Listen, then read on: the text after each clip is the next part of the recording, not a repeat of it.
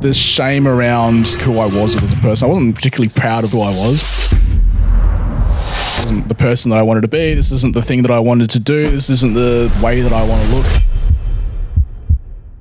Your mixtape's been picked up by Skrillex. You're playing all these huge shows. On the surface, amazing for you, but on the inside, you're just suffering, sad, and surprise, surprise, everything fell apart. Sometimes people are like, I don't feel motivated. I tell them, like, maybe you haven't hit rock bottom. What do you think the world that we live in would be like if Jesus turned water into mushrooms? I think the major issue with it is essentially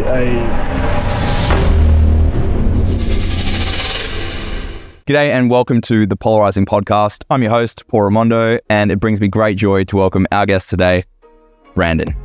Brandon Willington is a dynamic and multifaceted individual. On one hand, he's made headlines for his unconventional antics, including being banned from hotels, making dramatic exits from awards nights, where he was honoured, to surviving near-death experiences whilst DJing on the stage, one of which I personally witnessed. His journey into the spotlight began when his DJ mixtape gained significant online attention, catching interest of big names like Skrillex. On the other hand, he's a celebrated entrepreneur, achieving finalist status for the Young Entrepreneur of the Year award, growing his agency from 0 to 7 figures in 3 years, and expanding a DJ school to 5 locations across 3 cities. Brandon's proven dedication is also highlighted by his participation in bodybuilding and boxing tournaments. As a friend, I have an immense amount of respect for him, and I very much look forward to watching him knock his opponent, Lucan Wong, unconscious at the Perth Corporate Rumble this Saturday. Ladies and gentlemen, please welcome Brandon Willington! That was a real good intro. Thank you, Brandon. Welcome to the pod. Thank you. Brandon, for Halloween 2 years ago, you dressed up as a bag of cocaine. Yep. You then updated your publicly visible Instagram profile picture to you in that very outfit for the world to see. What does it feel like to identify as a bag of cocaine? No, I'm just kidding. Why'd you do that? Well, radical transparency is kind of one of my guiding life principles. I borrow it from Ray Dalio from his book Principles. I remember it was one of the, back when I was reading a lot, it was one of the early books that I read. It's basically, I don't know if you've read it or if I gave it to you, but it's basically a bunch of principles for work and life. And there were 2 that stood out to me most. The first one was accept reality and deal with it, which is the very first chapter. And there was another one which was radical transparency. And people know what I'm like, right? People know what I was like as a DJ. They know what I'm like now. I don't try and hide anything. And I kind of like embracing that. And I have this, I say it a lot, and my friends are probably sick of me saying it, but like people are only disappointed when their expectations don't meet reality. And so people always know what to expect from me. So they're never disappointed in me. And it's a bit like that scene from, Eminem, you know, the last bit where he just starts dissing himself. He's like, I'm white, I'm trash, I'm broke, and all this stuff. And the guy has nothing to use against him because he's already outed everything. The guy has no ammo left. So no one has any ammo on me ever because I've already called out all of my flaws on the internet for everyone to see. No one has any ammo. I'm completely undefeated in the internet argument space. As someone that's been observing your journey for quite some time now, I would say that's very true. Yeah. I actually have a quote here, which I'm going to paraphrase. It's a quote of yours. Oh. And I think this sums up, and you kind of just alluded to it. I've set the bar so low with myself publicly that everyone expects the bare minimum of me. And thus, anything that I do which exceeds that low bar, people are pleasantly surprised with. Yeah, that's another really good way of putting it as well. It's just...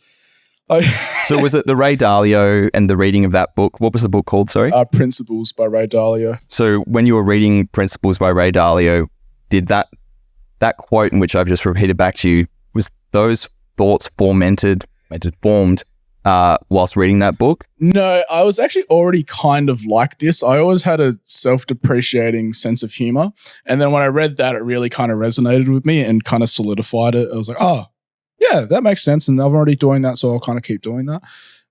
So it more kind of affirmed how I already kind of was. And would you say that if we go back to when you were a bit younger, were you always this radically transparent? Like say high school, for example. high school, I didn't have as much to be transparent about. But I think I was always like this in a way. In high school, I was pretty extroverted. Yeah, I actually was pretty transparent in high school as well. It's not like I was doing the things that I'm doing now, like, or when I was working in nightlife, or even now as well. But yeah, I definitely was more open and transparent about even like girlfriends and things like that. Yeah. And if we, on the theme of you dressing up in costumes, if we go back maybe 13, 14, I don't know the exact year. Yeah. We weren't friends then. You dressed up as Batman?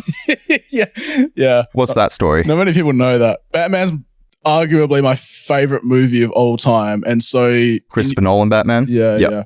In year 12, I was playing, was it fourths soccer, which is the bottom team. Nice. And it was just everyone in that team did not want to do sports at all, but we just did that one because we liked the coach and he was easy on us.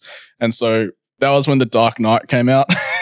And so we were all dressed up as Batman, or not all, actually not all, two of us were dressed up as Batman. Wait, to play the soccer game? Yeah, like in like the actual games too. That's amazing. Like no one cared because it's fourth soccer. Like who gives a shit? And yeah, so I played the whole season in a Batman costume. That's fantastic. Yeah. And then there was another, on the topic of costumes, your younger self somewhat predicting the outcomes of your later life. There was a story that you shared on your Instagram, I think a week or two ago, which involved cigar and girls not talking to you. I can't remember exactly. Oh, was this when I dressed up as Tony Montana? Yes, I believe so, yeah. Yeah, I dressed up as Tony Montana from Scarface in year 10. That was my other favorite movie as a teenager, was Scarface. I have a bunch of Scarface memorabilia. I've at age 15, I bought a signed piece of memorabilia with like Al Pacino's signature and his a certificate of authentication. Is 1 of 20 in the world. I've still got it, obviously. It's very like valuable. And I went to the year 10 social. It was a dress up social. So it wasn't that no one was dressing up, but no one was dressed up like a cocaine drug dealer I had the suit. I didn't have a gun, but I had did I? I think I had a replica gun. And then I had a cigar, which I rolled up some paper and some cotton, and then I had a bag of flour, and I dipped the flour all over my like lapel, and and that's why girls probably didn't talk to me. When you think about that choice of outfit and that costume that you wore to that year 10 social, and you think about your weekends, weeknights as what are you, 26, 27 now? Yeah. What are your thoughts? Do you think that the man that you've become today was deep-seated in your creation as a person, and you were dressing up as, in a sense, as yourself at the age of 15 as the man that you are today? I actually think there's definitely a correlation, not just with me, but with anyone. There's an interesting interview question I always ask in job interviews, and hopefully no one's watching this that's going to do a job interview with me soon because I'm going to give away the spoiler, but I always ask what their favorite movie was as a child, because it's always a really good indicator that you'd like to see yourself as the main character. So mine's Al Pacino and Tony in Scarface and Batman. Yep. It's like, if you're going to pick two movie characters that I grew up to try and be, it's those two, right? So I definitely think there's something there, because I always like kind of I have a bunch of guiding principles, obviously, but one of them is just like, I want to do things so that my younger self, like, that's pretty cool. If I talk to like 15-year-old version of me, I was like, hey bro, you got to do all this stuff. You do this. This is what your girlfriend looks like. This. I'm like, that's fucking sick. We had a good chat when I was trying to improve the hiring process of my agency around that very question. It's a question that I've incorporated into my interview process as well. And I think it's brilliant. And one thing that you did mention when you were talking me through the rationale as to why you ask someone what their favorite movie is to get a deeper understanding of their psychology, but also to kind of weed out the red flags in terms of their personality profile. Yeah. So an example that you gave me was, Paul, if you are interviewing someone and they say that their favorite movie is The Wolf of Wall Street, probably a red flag. Yeah. Why? Why'd you say that? Yeah, I think the story behind that is we were looking for like a digital ad specialist, and we figured out that we can't hire not that you can't, but generally speaking, hiring entrepreneur types for The bad idea. yeah, for employee roles is a bad idea because they're not going to feel fulfilled. They're going to undermine you. They're going to work on their own thing when you're not looking at their screen and things like that. It's happened before. And so we were joking like, man, imagine if he said Wolf of Wall Street.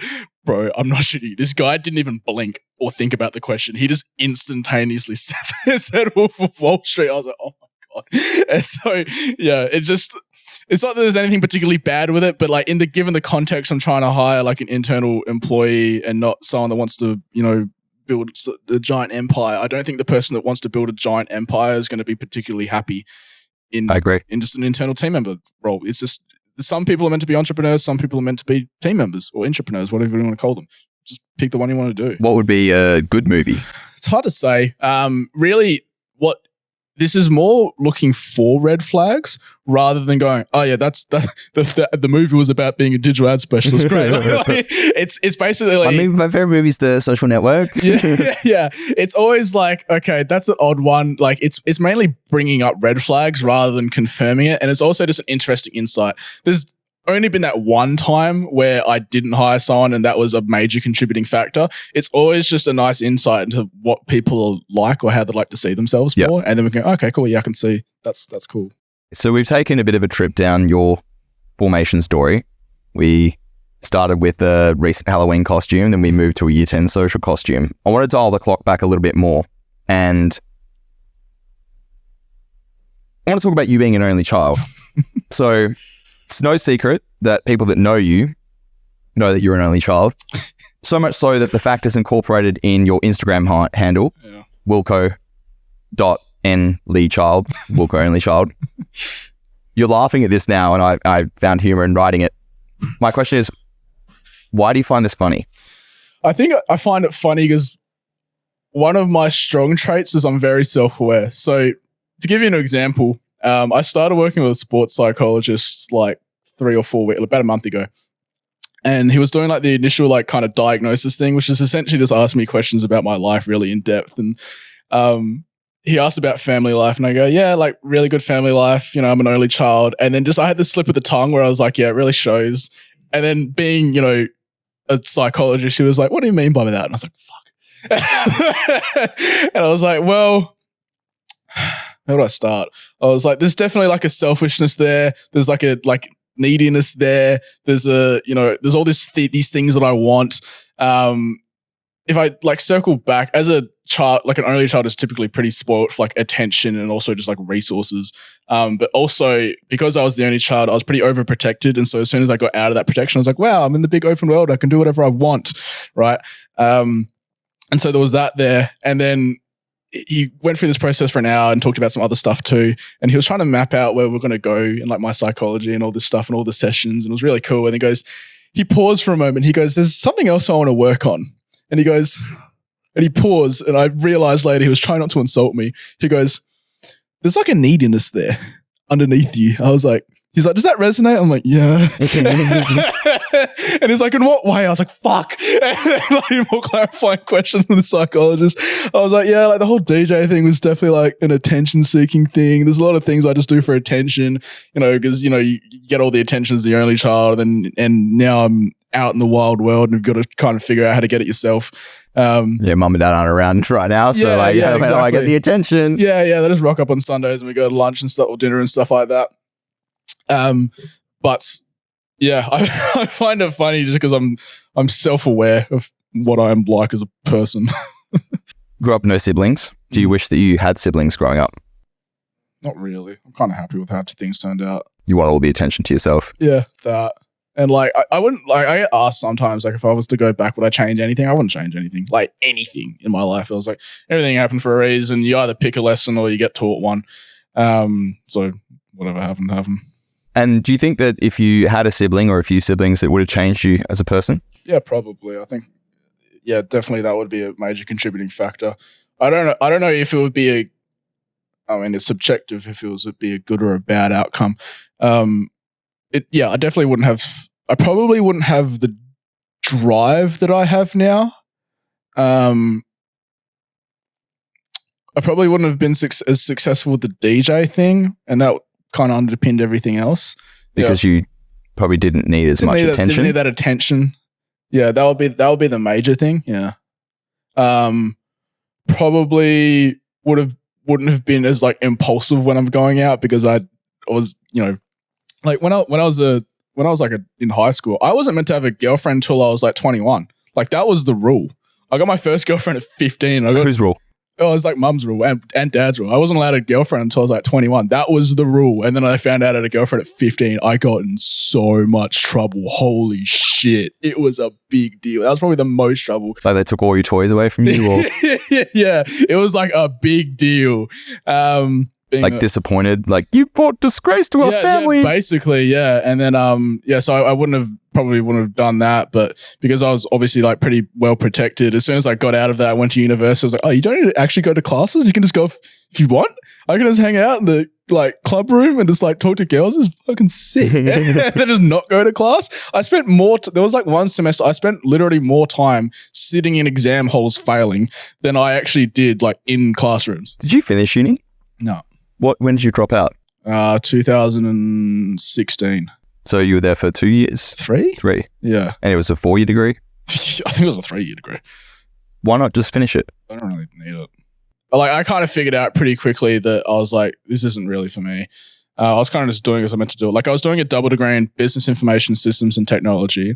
And then I didn't like the technology bit. So I did a single degree in business information systems. And I was like, I don't even like this. And then I did event management? And then I realized I was already doing event management and promotions. And then I was like, this is all completely irrelevant. I got in an argument with the lecturer, like as I was doing my presentation, which was meant to be a group presentation, but I had to do it by myself because I was never at class to form a group. And then I got in an argument with them, and then I was like, this is bullshit. And so I left afterwards and I dropped out. Like I walked out of the class around the corner down the hallway and I dropped out. I think I postponed. I can't remember if I dropped out. I think I still have like maybe 2 or 3 years to finish the degree. So I think the credits roll over for like a decade. Was that a moment where you were like, I see through the veil of this BS and I don't agree with anything that you're saying as a lecturer? Like I respect your position. However, like I'm literally running my own events. I'm doing my own promotions. Their position. But like it was it was definitely like a major catalyst. I was like, I'm gonna make this DJ thing work. And then like a couple months later the mixtape thing happened. Kind of worked out. But yeah, mum was just like, she was like, yeah, this DJ thing looks like it's kind of working for you. Just see how. So mum was less mortified about you dropping out of uni than what she was of you having a girlfriend at 15. Yeah, she actually was. Because at that point the DJ thing was kind of taking off. And she could tell that I wasn't really interested in it. But like obviously like being like an only child and one of your parents is Asian, like I was expected to be a lawyer, a president, or a lawyer, a doctor, or the first president of Australia. And I dropped out and became a DJ. so that was a little bit weird at first, but then it kind of worked out. But yeah. So what was your relationship like with mum and dad growing up? Yeah, good. It was close. Like I've had a really good relationship with my parents. I think I've only ever seen them fight like once. My dad didn't even drink. I think I can count on 2 fingers the fucking number of drinks I've ever seen him drink in his entire life. Do you think that's a good thing? Yeah, I think so. Oh, I don't know. Because then you have that like analogy too, where like you got a dad that drinks, and then he's got 2 sons, and one of them always drinks because he just sees that's what his dad does, and the other one doesn't drink because he saw what it did to his dad. It's like, which one are you going to be? It's kind of a little bit of a roll of the dice. And it's just up to how those 2 different sons interpret it. Who knows, right? So if we think about your, say this politely, abuse of alcohol over the years, many nights in which I've witnessed firsthand. Yeah. Do you think that your dad not drinking had an influence on you going the complete opposite? Yeah, perhaps. It'd definitely be a contributing factor, I think. But obviously, the other thing as well is the environment that I was just in. It was just fucking really easy to drink all of the time. It was like literally unlimited. Like I could not run out of alcohol. And we all figured out I did better at my job when I was drinking. And so I literally got rewarded for drinking more. Just provide a bit of context for those that don't know that part of your formative creation story. Give us the highlight reel of your DJ career and how it led to your proclivity to abuse alcohol. Yeah. So basically, I got fired from my first job out of high school because I IT support at like the school I graduated from, Trinity. And then I was DJing a friend's 18th birthday, and a bunch of photos went up because like we just graduated and I was working at the school I just graduated from. And so we were still friends like on Facebook with like the kids that were like a year underneath us. And then some photos went around where I was DJing my friend's birthday party. And I clearly was not sharing the nearly empty bottle of vodka, and I was wearing a shirt that said sex, drugs, dubstep, and all these students, a bunch of them, we took their laptops in to service them, and a bunch of them had it as like their wallpaper on their school laptops. You're the hero. Yeah. Yeah. And then anyway, I got sent home. They're like, we need to figure out what we can do with you, because like clearly you can't, like, it's not your fault, but you can't separate your work and personal life. And then I just ended up like quitting before they could fire me. And that was really kind of the genesis for my entire brand. It was like the villain origin story for this thing. And then anyway, I started playing some clubs, and I did one thing leads to another thing. And then I was like promotions manager, arcade, nightclub. And so my whole job was just to be the fun party guy that, you know, guys and girls would know. And I'd buy them drinks and we'd party and all this bullshit. And I was like resident DJ at Metropolis Fremantle for, was it 2 or 3 years? I think 3 years. So I was playing the main room to like hundreds of people every Saturday night from like 10 a.m. till whenever I got drunk enough and I told the next person to go on. I think I got paid for 5 hours, but I was playing like 2. It was quite you had quite the cult following as a DJ. Yeah. To the point where I still see stories of people at metros now.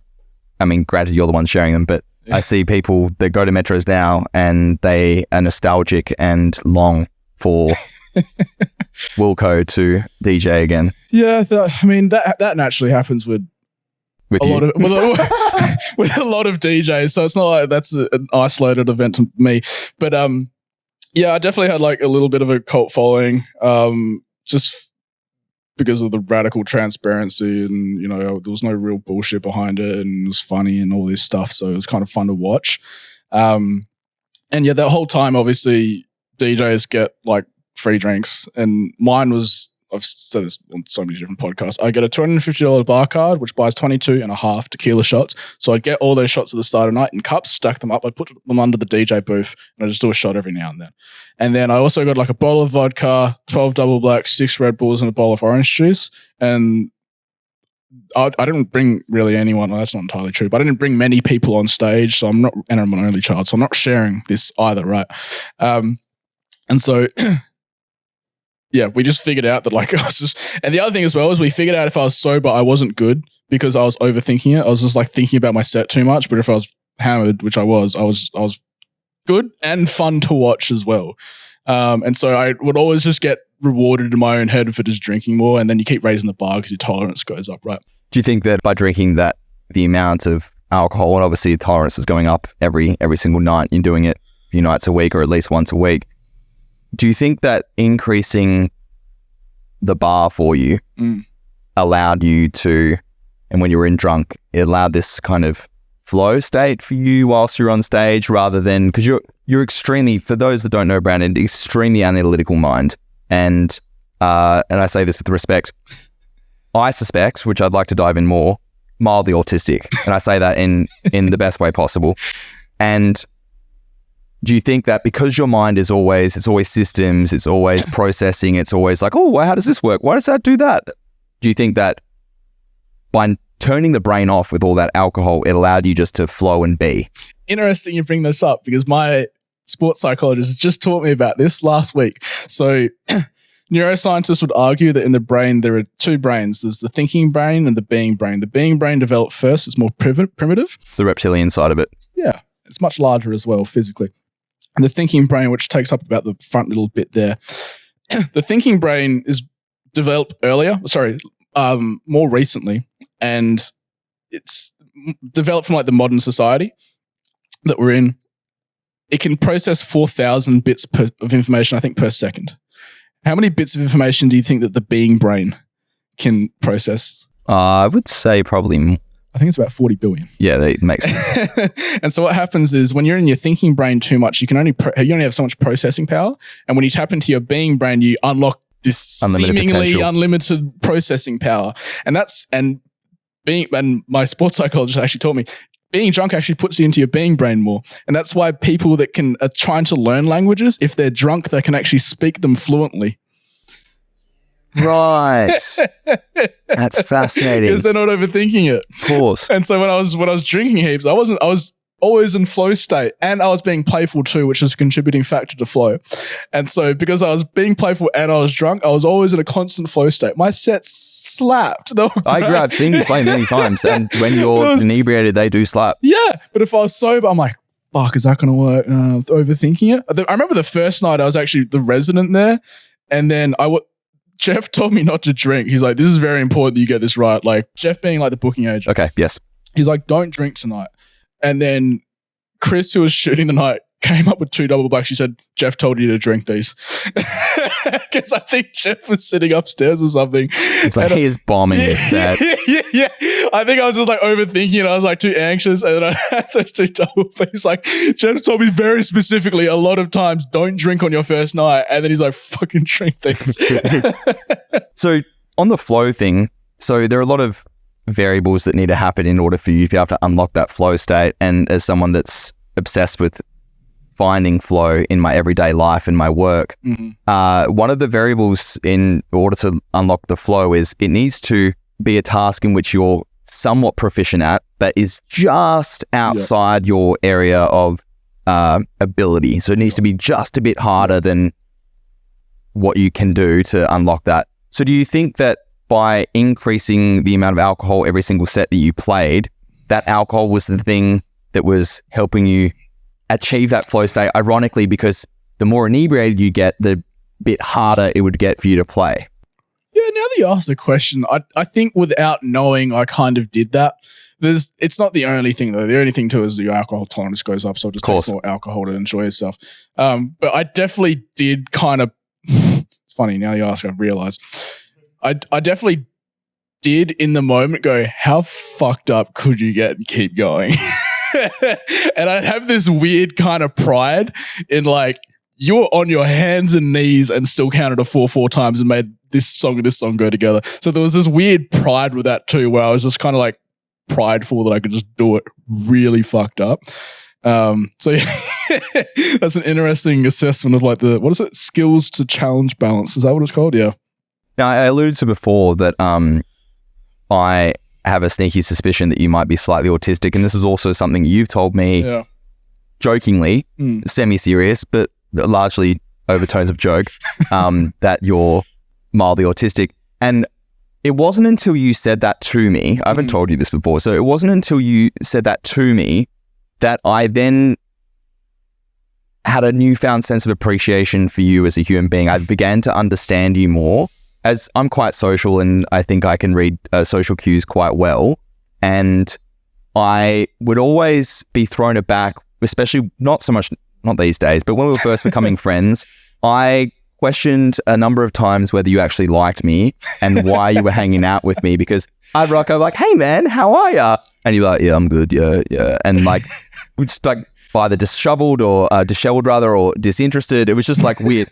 And then it'd take you a while to warm up, especially if you weren't drinking. Like if you were drinking, you were a lot more social, your battery was charged. But if we caught up with each other for a coffee or for a business meeting, it would be, I'd have to work on you for about 25 minutes to warm you up. And then I'm like, okay, no, I think he does like me. And then you invited me on tour to Broome, we'll call it a tour. You invited me on tour to Broome. I was like, oh no, okay, I think Brandon thinks, Brandon's my friend. Okay, cool. And then it wasn't until maybe 6 months after that, where I think it was your girlfriend who made a joke about it. Then you shared that joke with me about you being autistic. And then I was like, oh my God, that makes so much sense. Like he's actually been my friend all along, and he's liked me all along, but he's just a bit challenged when it comes to the socialization side of things. So I would like your thoughts. Yeah, I get that a lot. Like we had this running joke at arcade where, oh wow, yeah, now I think about it, that makes sense. We had this running joke at arcade where like, if I was just grumpy at the front of like the club, they're like, is Brandon all right? It's like, yeah, he just hasn't had his drinks yet. And I just didn't want to talk to anyone. I was like, fuck, why am I here? Like, I don't want to talk to anyone. I was like, look down at my feet and things like that. Yeah, so that definitely makes sense. And now there's countless different similar stories that I can think of now where people thought I just did like, I'm actually a really nice guy. Oh, I can guarantee Brandon is one of the most lovely human beings. I think people are put offside by, this is my opinion, from my observations, people that are offside with you don't know you well enough, and they've only got a few reference experiences with meeting you in passing for 5 or so minutes that they're like, oh, he's not very warm, he's not very friendly. And I'm like, that is completely untrue. You've just got to give Brandon some time. I've gotten that so much now that I think about it. I've got so many examples where like friends of friends told the friend, and then the friend told me, is like, were you like rude to them or something? I was like, no, I really liked them. I was like, I thought they were a really nice couple, or like I thought they were a really nice guy. We've even had those conversations. Like, did you like them? Yeah, they were great. I was like, well, I was privy to that conversation. It did not look like you liked them at all. Yeah, I get along with everyone. Yeah, well, that makes sense now. So do you think that being slightly autistic is a superpower? To a degree. It depends. Like everyone has their own traits, and it's really up to you how you want to utilize them and things like that. I don't know if I call it a superpower, but it's something that is definitely worth bringing into consciousness so that you can at least just be aware of it. And then you have situations like that. But I was like, oh no, it's just like who I am as a person. I actually really like you. I just look down a lot. Do you think that it helps you when you go on a hyper-focus round? Yeah, that's definitely like one. Because for everyone that doesn't know Brandon will hyper-fixate on things and then hyper-focus on those things until he's completed that task. So for example, he built a new business in the space of an evening. We were talking about it that afternoon, and then he goes home, and then I observe in his Instagram story that he's basically spent all night just building landing pages, building the systems behind the business. I can't remember which one this was. And then in the morning, I think you stayed up most of the night, and then in the morning you had a fully functional landing page. I think this was I think you had been at the Star Awards, and this was teaching people how to build a more effective OnlyFans business. Yeah, I did that like overnight. That was pretty easy. And you just had this idea, and then you just like hyper-fixated and hyper-focused on it, didn't sleep, and you did it. Does that happen a lot with you? That happens a lot. And I realize it more and more. That theme of hyper-obsessing with something until it's done and then just moving on to the next thing carries over like a lot. Like I know we'll talk about the bodybuilding thing, this boxing thing, you know, like little businesses and like, oh, that worked. And then, you know, that theme carries over a lot. Like someone said to me the other week, I was meant to be running. And so rather than going for a run, I did hill sprints for 30 minutes and like injured myself basically. And then, and then my coach was like, yeah, fucking hell, I didn't tell you to do that. But like, you really don't do anything in halves, do you? And he said that. I don't know why, but it stuck with me. I was like, oh yeah. I was like, yeah, that makes sense. You mentioned bodybuilding and boxing. I think it's a perfect segue. I have a photo of you that I took about 4 years ago. I'm going to show you this photo. In this photo, you were clinically obese. You had lost some weight at this point. You weren't at your heaviest. Yep. The photos, I have a few photos from that day, and I've seen them recently, so they weren't as shocking to me. But when I stumbled upon them about a year ago, about this time last year, when you just competed in a bodybuilding tournament, I was quite shocked because I had forgotten how humongous you were. You were north of 100 kilos. Yep. You were 35% body fat. Yep. And by this time last year, you'd gained 10 kilograms of lean mass. You'd lost 40 kilograms of fat. Yep. And you walked onto a bodybuilding competition stage, covered head to toe in fake tan at 74 kilograms and 6% body fat. Something like that, yeah. Why not just stay obese? I didn't really like it. I mean, like, it's one of those things where it's like death by 1,000 cuts. Like, you don't actually, because you look at yourself every single day, you don't notice these like incremental changes. But I was getting like really, really big and just didn't know it. And like my dad and like parents were making jokes like, you look like Elvis before he was about to die. I was like, no, I don't. Steph's laughing. and then eventually I just realized like, wow, yeah, you're actually like really, really out of shape. And then it was around the time where like I had like all of these health problems. Like I was taking like liver support tablets because of the alcohol, which were literally and metaphorically a hard pill to swallow because they're like that fucking big. They're fucking big. And so I was taking these liver support tablets, and then like a PT called And me. you were still drinking your face off, and because you're still DJing at this point, right? Yeah, I think I stopped for like 2 weeks because the doctor told me to, because they had to wait for the like. You stopped drinking for 2 weeks. Yeah, they had to wait for the liver functionality results to come back. And it was like, please don't. We don't know how bad this is. And so I was taking these liver support tablets, and then I was still drinking, but it's like a little bit less. And then my rider got cut down, so I was not drinking as much. And then everyone Just knew that you were a bit sick. Yeah. And then as a result of my rider getting cut down, everyone else's rider got cut down as well. And it's all of my fault. Like substantially too, so it's my fault. Sorry, Capital Corp DJs. But like, yeah, and then but to answer your question, like, why not stay obese? Like, I just wasn't happy being obese, right? I had no energy. I could literally, like, if I wasn't DJing, I was literally just like passed out on the couch. That was literally all I was doing. Like, my girlfriend at the time would get mad at me because she's just like, you just sleep on the couch all the time. I didn't have any energy to do anything else at all. So your life was just basically wake up in the late afternoon. Yep. Eat some food, start pre-drinking, have some orange juice and vodka, and then go play sets. Come back, pass out, do it again. I do that like 5 nights a week. And then the other 2 days I was just like coming in and out of sleep for 2 days.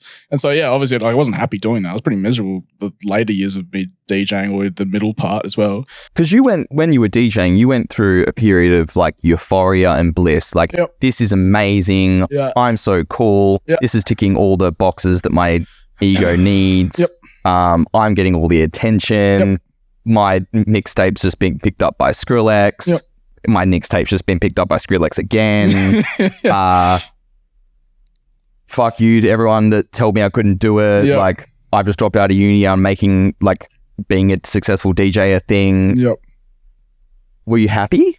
No, I was pretty miserable. It was like, there was a period of time where like all of that was doing really well. And then after the mixtape and stuff kind of subsided, and I was just, just doing the DJ stuff like at Metros and doing some regular nightclub work. I think I'd peaked, like, I definitely peaked, and then I was just like trying to chase that again. I just couldn't get there. I've talked about this on like a different podcast before, where there's a book, and I wish I remembered the name, but it's basically how you go through like seasons of life, and particularly artists, they'll peak somewhere in like their early 20s, and then they kind of drop down, and they're always trying to chase that peak again, and they can never get back to it. And so the solution is just move on to another mountain and try and peak that one, but they just keep trying to do the one that's behind them.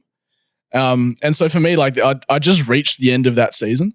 And so I was like, there's literally nothing else that I want to do at all. I can't think of anything that I want to do. I was just doing the same set every single fucking night, and I was just miserable because it was just the same thing. I had no energy in it. I had no passion in it. Like the last couple of months that I was DJing, I downloaded literally 6 songs. I can count them. And I was just like, just didn't want to do it anymore. And so I was just putting all my energy into something that I had literally had like no purpose or drive or desire to do for like any amount of time ever. And so that was just why I was just miserable. I was just like pointed in the wrong direction. So what was the turning point? Like, so if I think about me, and if like the heaviest that I've been is 94 kilos, and that was after I'd done a huge cut, and then I just ate a bunch of food and ballooned out. And I remember I was probably like 23, 24. It was like 94.5 kilos was the heaviest I got up to. But like I had a lot of muscle. I wasn't like obese by any means, but I was still like, I got up to like a 35-inch waist. And I remember looking at myself in the mirror and being like, you're disgusting. I hated it. And then that was, for me, that was like, no more. Like I'm dieting again. I'm getting back down. Like, what was the point of no return for you? Like, when were you like, enough is enough. I'm fixing this. Yeah, it was generally a health thing in whole. It wasn't just about the weight thing. But for me, it was just starting to go to the gym. Like Joe, just who's the PT, was PT at Stadium Fitness, just called me, and I was like, it was like right after I was like doing these liver support tablets. I was like, yeah, that sounds like a good idea. So I just started going to that, and then just wanted to like take care of myself more. That was definitely like the catalyst for me, was when all this like liver support shit was happening, and everyone was getting scared. Like they literally had, like they told me a while later, they literally had like agenda meeting items like, is Wilco still okay this week? Like in the director meetings and stuff like that. Because I was always just fucking something different was happening every fucking week. I was getting in trouble for something or fucking something else happened. And so for me, that was like the main catalyst, was when all that was kind of like erupting. And do you think that you were self-sabotaging on the DJ side of things? Put the weight in a box over here. Yeah. Do you think that you were self-sabotaging on the DJ side of things by getting yourself into, pick a menacing thing that you've gotten yourself into, or getting yourself into trouble, pushing limits? Do you think that you were doing these things so that you had no choice but to not DJ anymore because you felt like you'd hit that peak? Yeah, there was definitely like a couple moments where I was like, man, like, fuck this. Like, who cares? Like, fire me. I don't care. Like, even actually the mixtape was, I actually felt like I was at the end of my career and I was making this to kind of end it because I thought it was the worst mixtape ever. And then it went viral and had an incredibly counterproductive effect on what I was trying to achieve. But then it was like, oh, cool. I can do this thing now. Like, this is working out. But yeah, there was definitely like a sense of like, bro, like, who cares? Like, you're not doing this forever. You don't even fucking like this thing. Like, who cares? Like, and it was a weird dichotomy of that. And like, I thought I was invincible. And so it was this weird balance where like, I can do whatever I want because I don't care, but also you're invincible, so nothing's going to happen. It's this weird paradox. So when you started transforming your body, what did you learn about your brain?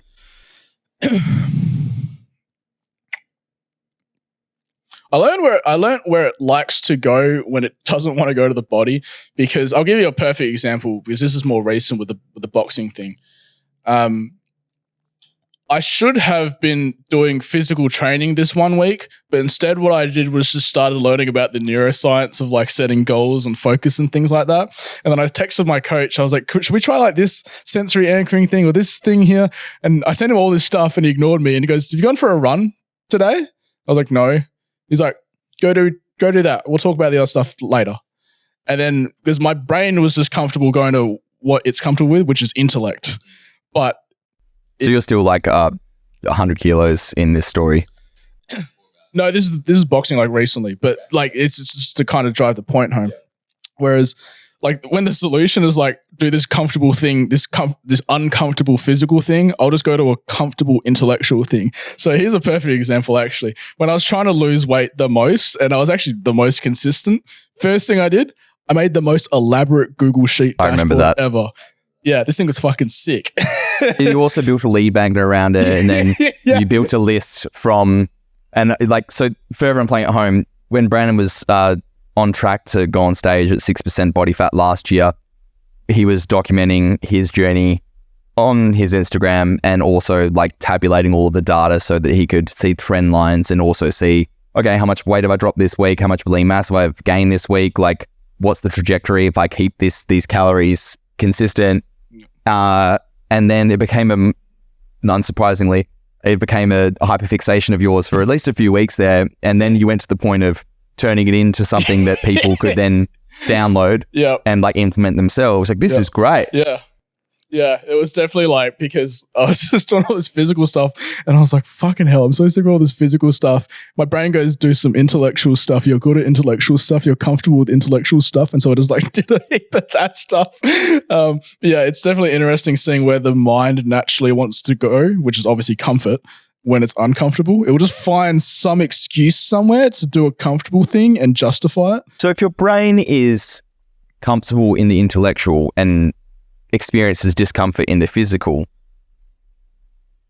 what can you do to challenge yourself intellectually that makes you feel that would flip the script for you? So what could you do intellectually that would actually make you want to train boxing instead of doing the intellectual thing? I don't know if it's intellectual, but a lot of it's just like self-awareness. This is going back to like the thinking brain and the being brain. Like if I go too much in the thinking brain, I'm going to be overanalyzing how I need to be training this, that, and the other. The being brain would just be like, just get in the fight and then punch this other dude and try not to get punched. So I think really it comes down to self-awareness, which like I said before is kind of one of my strong points. Strong, not perfect. And so a lot of it just comes down to self-awareness and just like observing your own thoughts. Journaling helps because you write it down and then it kind of takes it out of your head and onto a page and you can look at it detached. So that's really where it comes down to, is like self-awareness and just observing your own thoughts and going, that's interesting that you wanted to do that, because I think you've said it before as well, and I've said it as well. It's like you can observe your own thoughts, therefore you're not your own thoughts. And so I think that's an interesting thought to consider, because if you just, most people don't sit in silence to just observe their own thoughts and where they go, because they're just going about the day and scrolling through their phones and things like that. But if you just sit down for like 5 or 10 minutes and just go, what do you think about this week? And then just observe that and reverse engineer it, you'll get some interesting kind of discoveries. One thing that you've taught me that's been extremely helpful in my journaling practice has been the why paradigm. Yeah. You once gave me a custom printed Brandon Willington exercise book and I was very grateful. Still am very grateful. And this really, really drove the point home for me. This is years ago you gave it to me. And the whole book was basically A4 pages, about yay big, thick boy, and it's basically like problem, and then why, and then blank space, and then why, and then blank space, and then why, and then blank space, and then why. And I'd like you to just run me through why you set that journal up that way. Because it's simple enough that you can do it. I think people overcomplicate a lot of the thought processes that when they try to unpack like who they are as a person. When you want to approach your own thoughts with like the curiosity of like a child, which is like when they ask you like, why is the sky blue? Because of this. Why? And then you just keep asking until this is just how it is, right? But you need to keep asking that why question, because your brain's going to give you the fastest answer, which is just this most surface level part of your consciousness. But you need to keep asking why to start getting out of your subconscious, because as soon as you ask why, it's just going to go to the closest thing in the cabinet. But you need to keep digging around the back of the cabinet to get to the actual like root causes. Because if you just fix like a surface level problem, you're going to get a surface level solution. But then it's like having a house with like bad foundations. You can fix all the interior, but if you didn't put down like a solid cement foundation or whatever that makes the fucking foundations on the house. I don't know how to build houses. I don't know how to do this, bro. But like, the interior doesn't matter. The whole fucking thing's going to fall apart if you give it to like long enough. I want to finish up on the transforming of your body and the weight loss. What advice would you have for those listening who know that they need to make a drastic change in their life as it relates to their health and fitness? So I've said this before. I think you've heard me say it. I like saying that humans are a lot like mice. They'll chase bits of cheese. If you give them a bump of Coke, though, they'll probably take that as well. And they'll also run away from cats, right? And so you have towards and away from motivators. If you actually get a mouse and you tie a little bit of string to it and tie it to a little device that will measure how far, like how hard it's trying to pull, if you get the smell of cheese at one end, it will pull pretty hard because it's trying to get the cheese. But if you waft in the smell of a cat behind it, it will tug a little bit harder. And so the cheese is out there somewhere and we're all trying to chase it, but the cat's absolutely behind you as well and it wants to ruin your fucking life. And most people aren't clear enough on what their cat is. And if they can get clear on the cat, they'll have a much stronger motivation. And also the cat's probably closer to you than you think, right? And so having the bits of cheese, like having a fucking 6-pack and being able to bench whatever, that's nice. It's theoretically out there in some direction, but the cat's probably closer to you and it's more terrifying. And so sometimes people are like, I don't feel motivated. I tell them like, maybe you haven't hit rock bottom yet. Or maybe you haven't got close enough that you really, really know what the cat looks like, right? And so that's what I would give you the advice. Sure, there's the counting calories and the exercise prep, whatever, right? It's simple enough shit. But to actually do it, firstly, you need the bits of cheese, but more importantly, you need the cat. So spend a little bit more time kind of thinking about what the cat is for you. It's going to be different for everyone. So basically, something to run towards and something very scary to run away from. Yeah, get really clear on what you're running away from. Like really clear. And then keep asking why. Like what happens if this happens? What happens if this happens? What happens if this happens? What happens if you keep doing this for 10 years? Right? It's like fear setting and goal setting combined. Mm-hmm. Yep. Something to run away from. Yours was, well, what happens if I keep drinking and then my liver fails? Yep, and stuff like that. Okay, I want to change gears a little bit and get a bit esoteric. So recently I've been going down the rabbit hole of my own spiritual development, learning a lot about a number of fascinating things to do with vibrational energy, states of consciousness, different frequencies, and everything in between. For those unfamiliar with levels of vibrational energies, they're assorted into a hierarchy from low vibrations to high vibrations. And in order to ascend to a high level of vibrational energy, one must work past the internal challenges they face at lower energetic levels. So the levels of energies from highest to lowest, you got enlightenment, think Buddha, joy, love, peace, gratitude, compassion, acceptance / authenticity, willingness, reason, doubt, denial, fear, anger, grief, shame.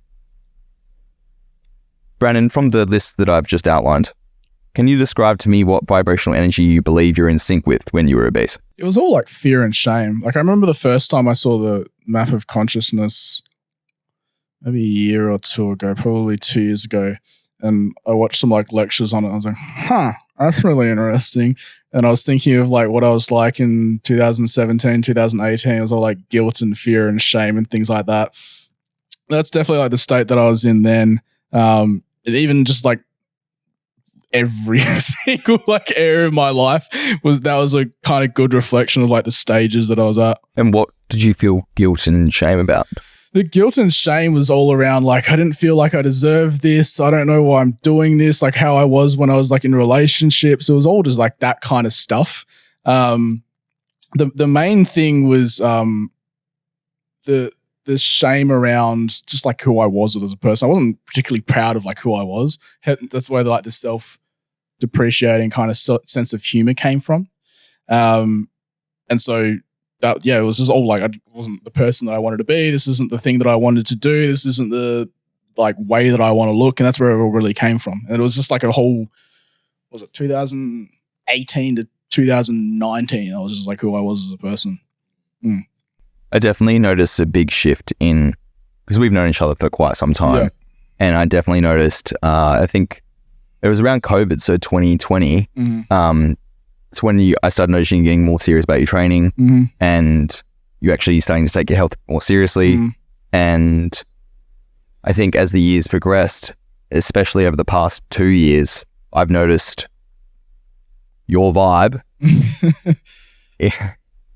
It's lifted. It's lifted on to a completely different playing field. Your energy and just being around you, it's so much more charged, and I feel more energized when I'm around you compared to what I felt. Still enjoyed your company. It's just different. It's just different. I know what you mean.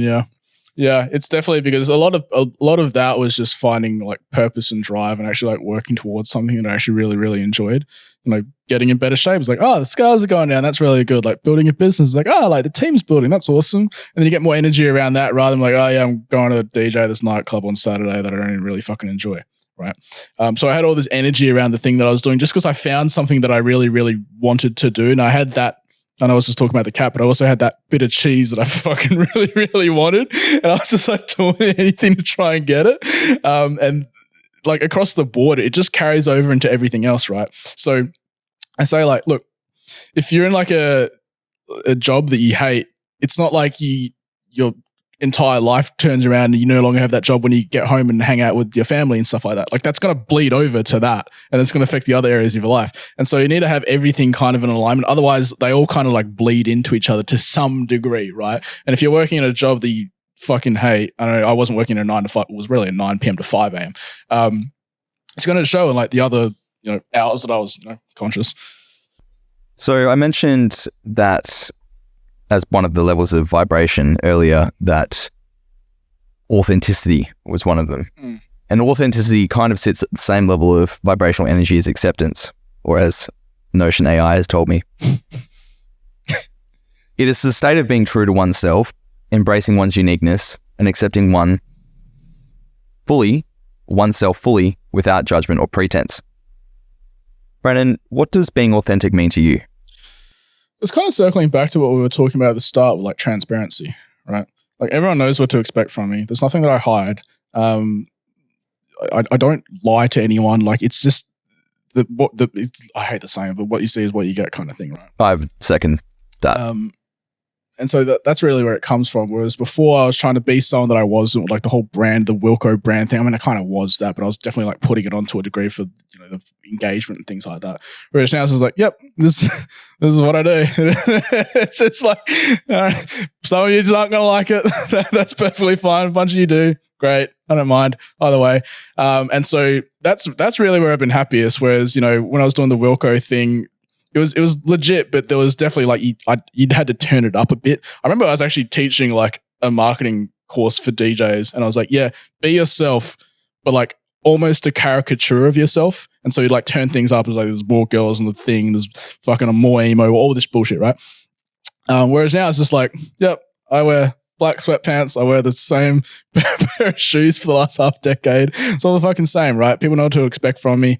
And I'm even like in business, like I'm not gonna, I mean, it's probably bad business strategy, but like if we're working with like a really big corporate client or something, I'll come like this. Like, if you don't want to work with me, you're probably not going to gel with me later. I don't want to have to pretend to be someone now and then pretend I had to be that person later if we decide to work together. Right? I totally agree. Yeah. I approach business the same. I think if you're going to have a problem with how I'm dressed and I'm representing myself authentically because this is how I dress, and you're going to get hung up on something as superfluous as my clothing, that's a red flag for me. Yeah.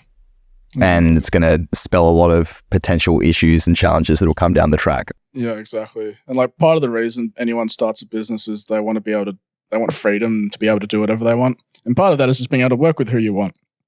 If you care enough about what I wear, I don't want to work with you, bro. It's just like, that's fine. What advice would you have to others that want to lead by example in their communities?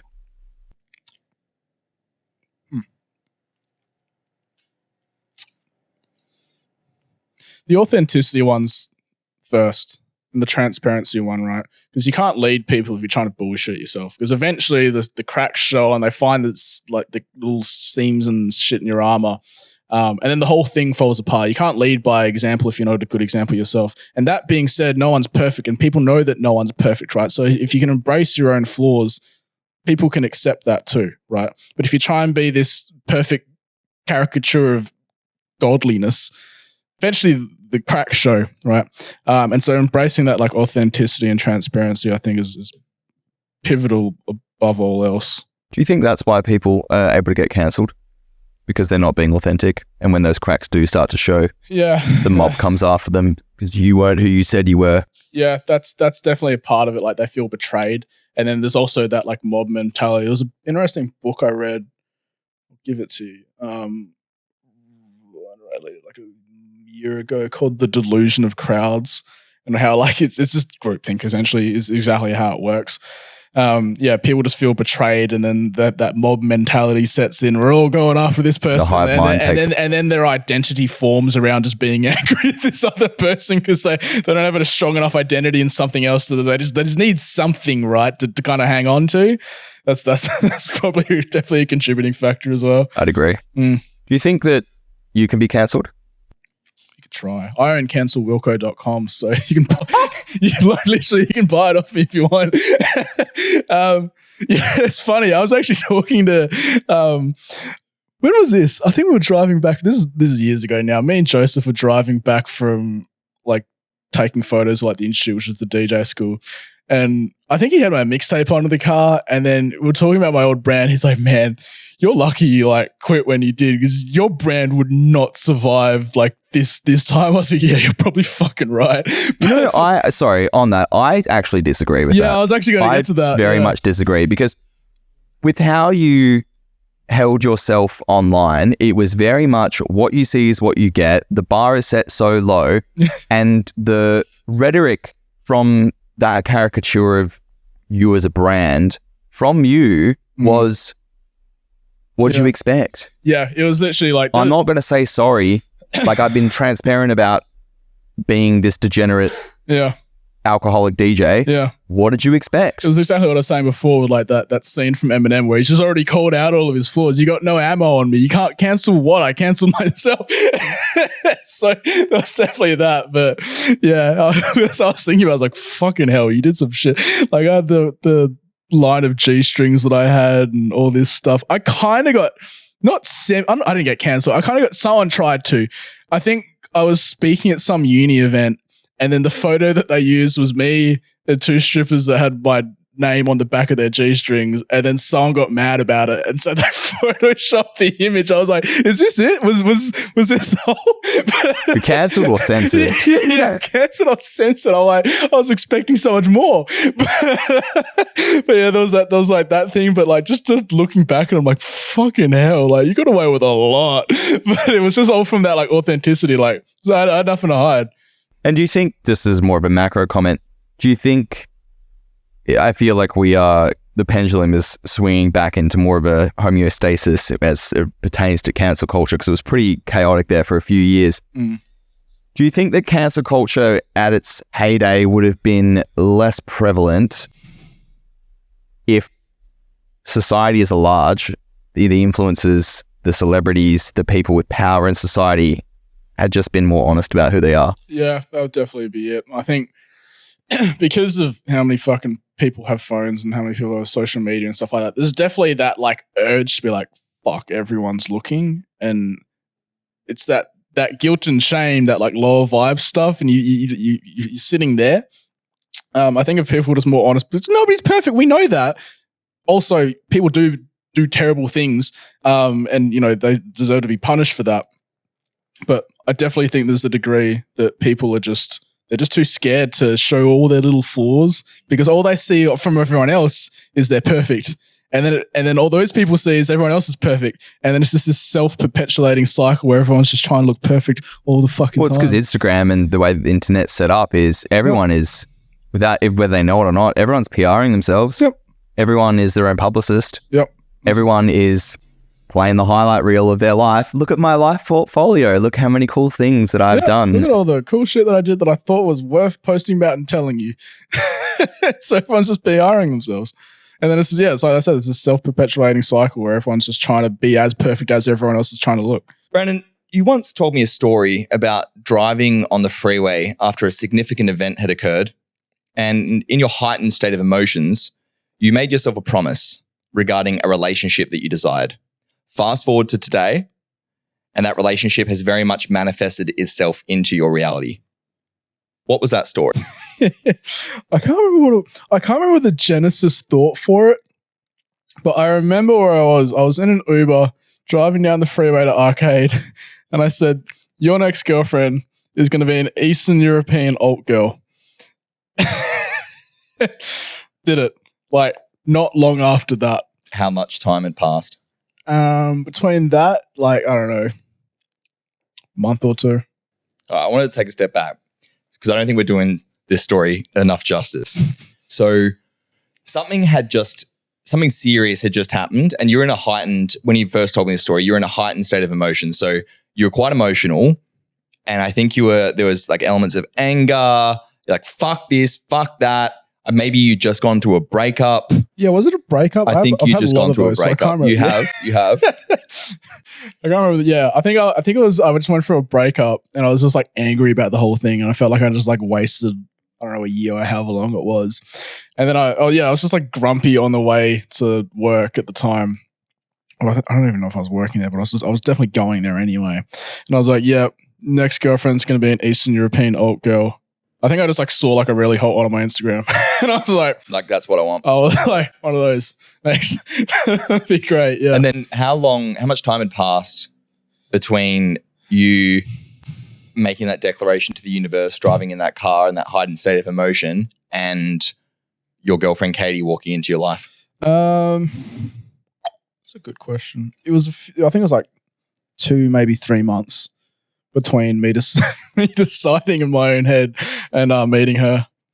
How much do you think manifestation / the law of attraction played in you and Katie meeting? It's definitely like that whole manifestation and the law of attraction thing is definitely something I'm always curious about, but I approach it with that level of like scientific rigor, like is this just confirmation bias and things like that.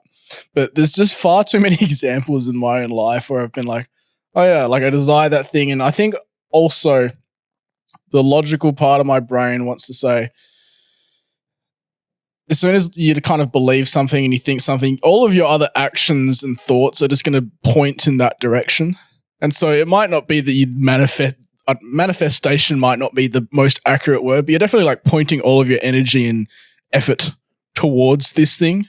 So by that logic, did you put a lot of effort and energy into looking at e-girls online or finding out where e-girls hung out in Perth?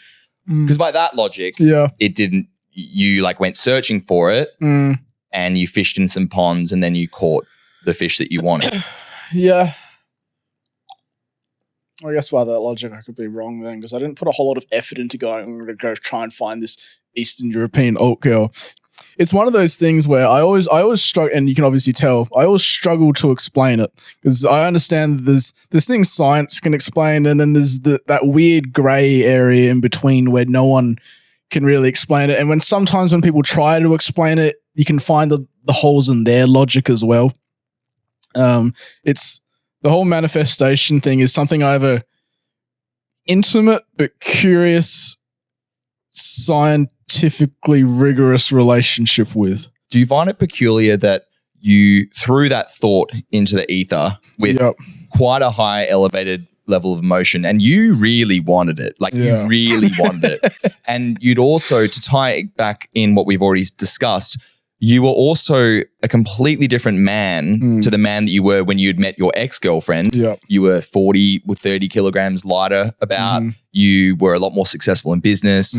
You had done a lot more inner work on yourself.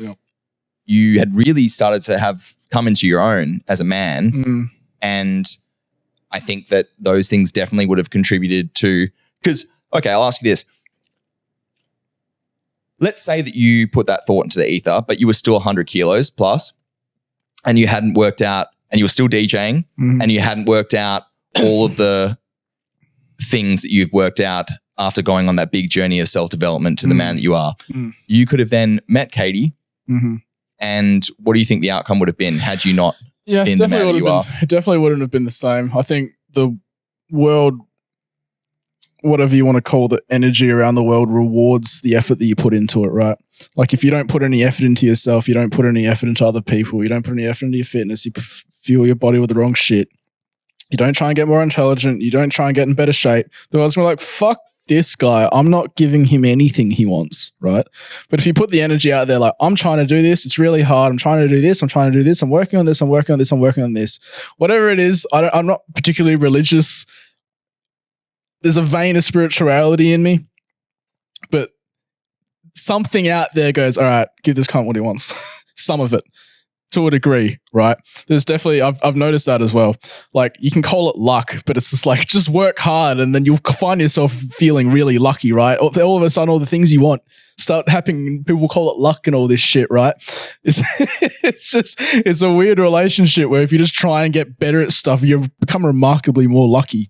At least people will call it that. So by that logic, when we think about how much of a train wreck your life had become when you were overweight, when you were abusing alcohol and you were on this path, getting up and going from the couch to playing the clubs and getting inebriated. Do you think that things were just out of control for you because you weren't in that alignment? And then you'd call them like, oh, I'm so unlucky and nothing good happens to me. It's like, yeah, because you're a fucking piece of shit. like, of course, that's why that happens. Of course you're unlucky. You didn't even try. There's exactly like a correlation between those as well. So talk to me about the day that you met Katie. And specifically, I would like to know what you felt when you guys first started talking. Because from my perspective, you've willed this into existence. Yep. Or you've at least willed the opportunity into existence. Yep. But it's still one of the most fascinating things. You're such a fascinating individual, Brandon. I genuinely mean that, not to blow smoke up your ass. I see you talk about things and then I see you with the power of your words, will them into existence. So I'm really curious as to what was that internal dialogue in your head 3 months later after speaking that out loud in the car, and then you meet Katie? What's that dialogue in your head like? Yeah, I remember it was like, I remember you talking about this to yourself and then talking to her. This is going to make me look bad as well though, but she had a boyfriend at the time that they were together with for like 4 years. And I started talking to her and I was just like, you picked the wrong one. I should be your boyfriend instead. It's bold. And then a couple. But you genuinely meant that. Yeah, I meant it. I was like, you picked the wrong one. You should be my like girlfriend instead.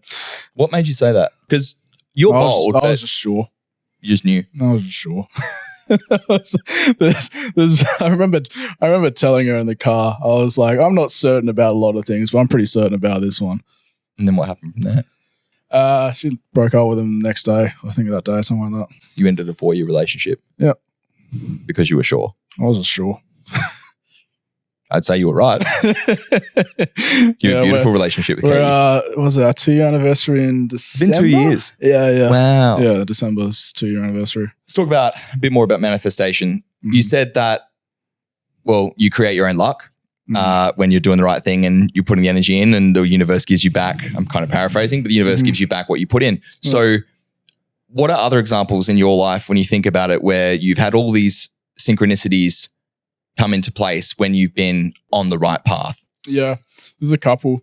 The apartment I just bought on plan, I remember seeing the floor plan and I was like, you drew this in a journal 2 years ago. And then I saw the Facebook ad for it Thursday. I went to the display home on Saturday and I put my deposit down, signed the contract on Wednesday. And there was exactly zero uncertainty around it because I was like, you drew this floor plan in a journal that's probably sitting on my bookshelf, would be sitting on my bookshelf somewhere 2 years ago. That one. So there was certainty around that. We just got a sign put up on our new office on Adelaide Terrace, like a big fuck off sign on the window. So anyone that drives down Adelaide Terrace sees the Where You logo. I remember writing that down in another journal when I was like journaling about what I wanted that to look like. I was like, I'm going to have an office in the middle of the city. I'm going to have a giant fucking sign on a main road. I remember writing that. I could probably go find it now because I keep all of my journals. That ad, it's not a billboard. It's just a sign on the side of his building. It is huge. And this is where the marketing nerd in me gets excited. So it's your business's logo, which is Where You. And then there's a URL underneath it, which is window.whereyou.com.au. Yep. And was it 24 hours the sign had been up? And no, it was up for like an hour and then someone made a call. Tell that story. Like literally an hour. Like the sign went up, the logo and sign went up, what was it, Monday? And then they were putting it up and then we all went out to lunch or something like that. And they were putting it up in the morning, went out to lunch, came back and Tim sent a screenshot into the sales channels that the sign worked. And it was someone that made an inquiry saying, we're the convenience store across the road. Just so I would love to meet the owner. So I walked across the road, met him and stuff like that.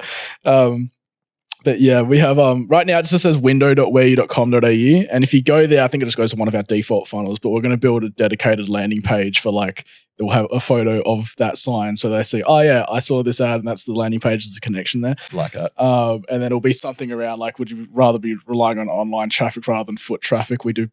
we get both. That's clever. Yeah. Well, this is a perfect segue into talking about Where You, your business. So 3 years ago, you started a digital marketing agency called Where You. And this financial year, you're on track to hit 7 figures in top line revenue. So from the many chats that I've had with your team intra-agency, as well as concepts and content that I've watched, which are published by your agency from your With You, so your Done With You workshops, you and your team discuss the concept of tribalism. Mm. What is tribalism? Tribalism is essentially picking teams. So the example that Nick gives, actually, he gives this section of the With You lecture. The example that Nick gives of tribalism is, I think it's two bands. Oh, God, Nick's going to kill me because I forgot what the bands are. It's like the Beatles and someone else. They've had this long-standing... Beatles and Monkeys? Maybe, I don't know. These two bands that all the PR was that you had to be a fan of one or the other, but you cannot be a fan of both. And they pitted them against each other. But the two bands are actually really good friends and wrote some of each other's songs. But the PR company came up with this plan to make people pick a side, and then all of their merch sales went through the roof because you had to pick a team. And it's the same with sports and things like that, right? It's just we wear this uniform and you guys wear this uniform. We don't like you because you're not wearing the same uniform as us. Yeah, it's probably manufactured by the same fucking retailer, but they're just a different set of colors and they don't get along anymore. And it's a really interesting tactic you can use to just like pit people against each other in your ads and things like that. There's plenty of different examples that not just we have done, but other companies and things have done. I'm interested in you, Brandon. So Yeah. I know you've got many. Yeah. What's one that comes to mind when you have pitted people against each other for your own? Man, my favorite one is North of the River versus South of the River. I rinse that one at Arcade because obviously Arcade nightclubs in Joondalup. For those that aren't in Perth, that's like north of the river. And then there's Metropolis Fremantle, which is south of the river. I did both their socials. And I live in East Perth, which is neither. and so I was posting on the Arcade nightclub page saying, fuck South of the River, North of the River for life. And I'm posting on the Metropolis Fremantle page saying, fuck North of the River, South of the River is best. Meanwhile, I'm sitting CBD. And like every single post just went off because like people are like, yeah, fuck my friend from South of the River. Puppeting the optics. Yeah, I found like any opportunity. I still rinsed it. Like even the very last post on the Arcade nightclub page I made when I was hungover after the closing night, it was long live Arcade, fuck South of the River. Last ever post.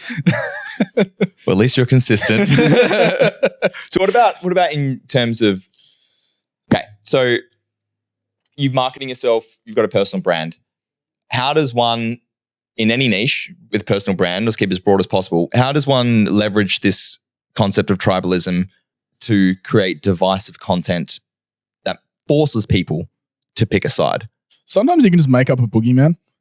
So you can just make one up. So like I'll do it in our ads where I'll call out like, I won't call out a specific like marketing guru or something with like a $997 course, but I'll say the other guys that will sell you online courses and things like that, right? I'm not specific about who it is. You could just fucking make up a boogeyman. They're like, yeah, fuck that other person. I don't like what that sounds like. Therefore, I like your things because I have a binary sense of thought where to pick one or the other. I don't like the other one, so I'm just going to pick your one. The other one sounds awful. We're just going to pick yours.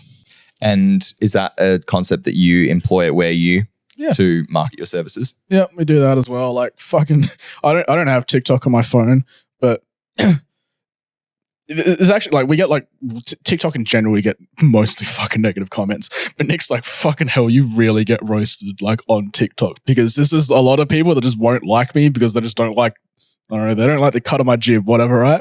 But then there's plenty of people that do like me. And so then people just pick it aside, right? Like I don't check I'll tell you my story. I used to just check the comments of ads first thing in the morning and just roll the dice on how I'm going to feel that whole day. It's like, I'm either going to feel like a god or I'm going to want to kill myself because they told me to. It's just like, yeah. That's a dangerous game to play. Especially for someone that won't check his aura sleep ring performance because he doesn't want it to subjectively affect how he feels. Yeah, exactly. You know what? I'm not going to check my sleep score, but I'm going to see if I'm going to love or hate myself today based on these TikTok comments. Yeah, I'm going to let this stranger pick how I feel today. But yeah, we definitely do that as well where we'll just like, you know, call out, I do it with like competitors. I'll do it with just other strategy. I'll make their competitor their own boogeyman, even though I'm not even in the same fucking industry. Yeah. What about clients that you're working with? So how would you employ the concept of tribalism to make that binary us versus them? You'll love this one. So we have one client that they sell like meat products for people that are like on the carnivore diet. Nice. We have an ad set that just targets vegans for engagement.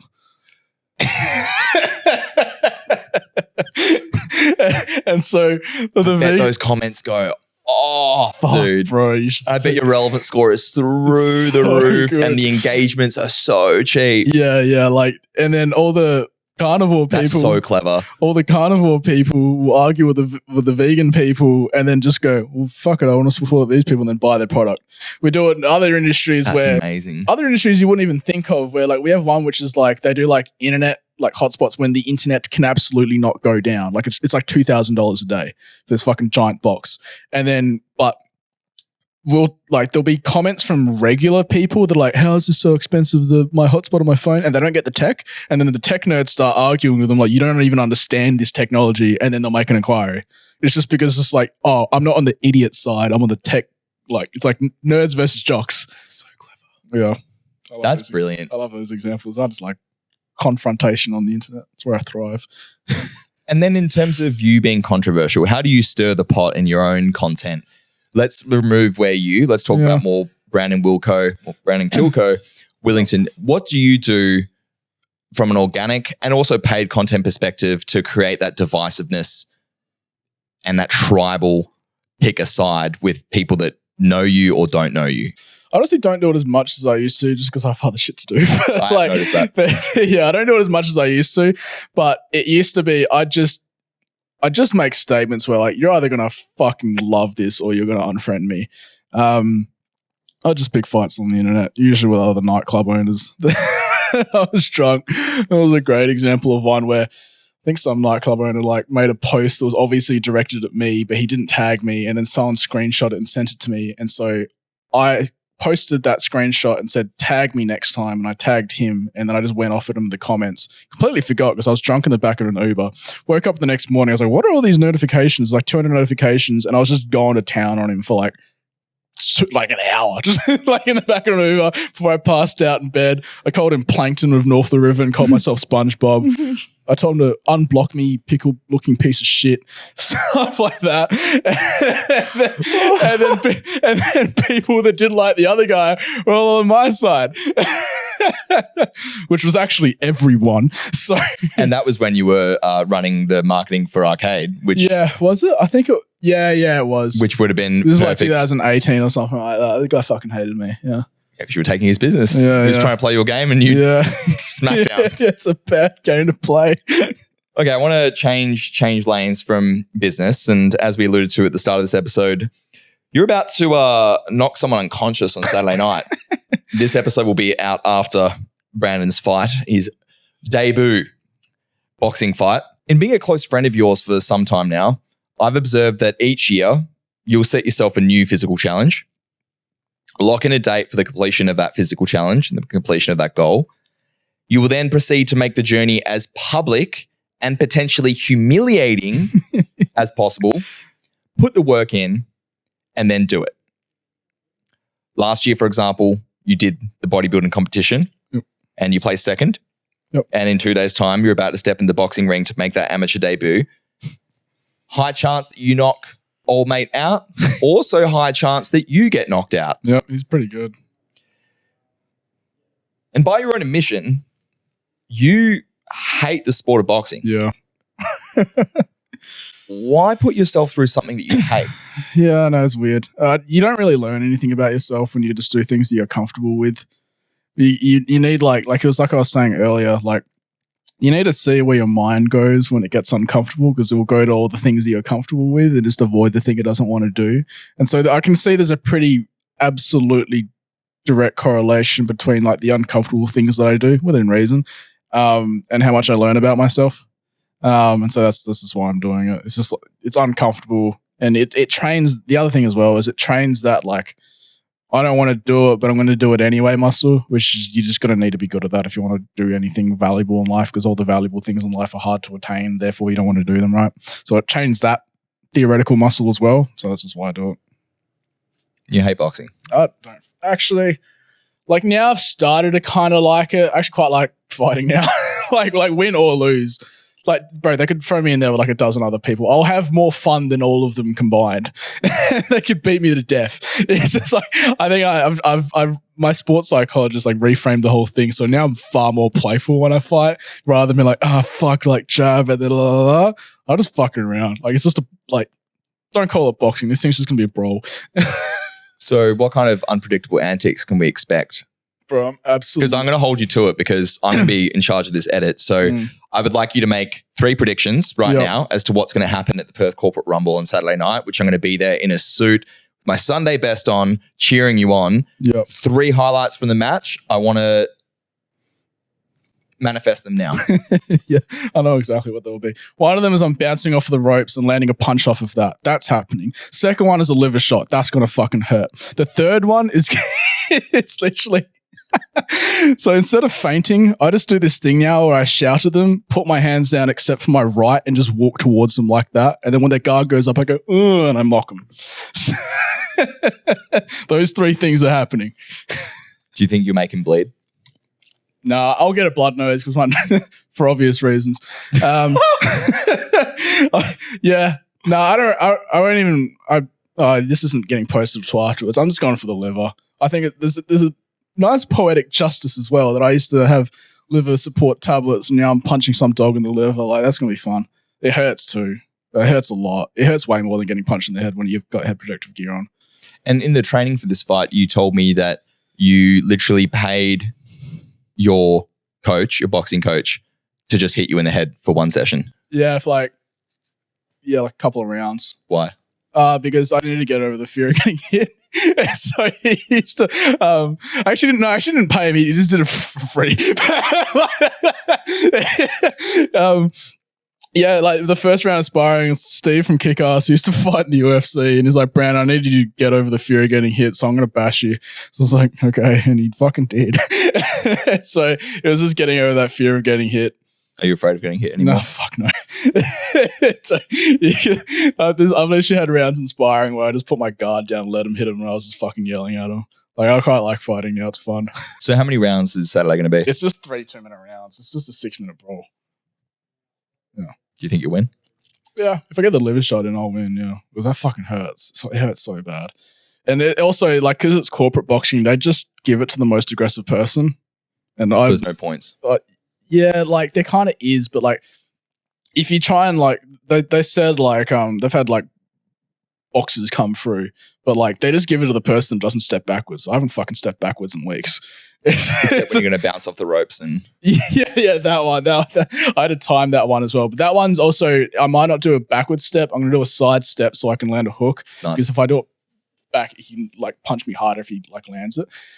So that's probably going to be more of a side step. That one's hard to set up, but you can do it. I believe in you. Yeah, it's fucking fun. I landed it a couple times in sparring too. The person's like, "What the fuck was that?"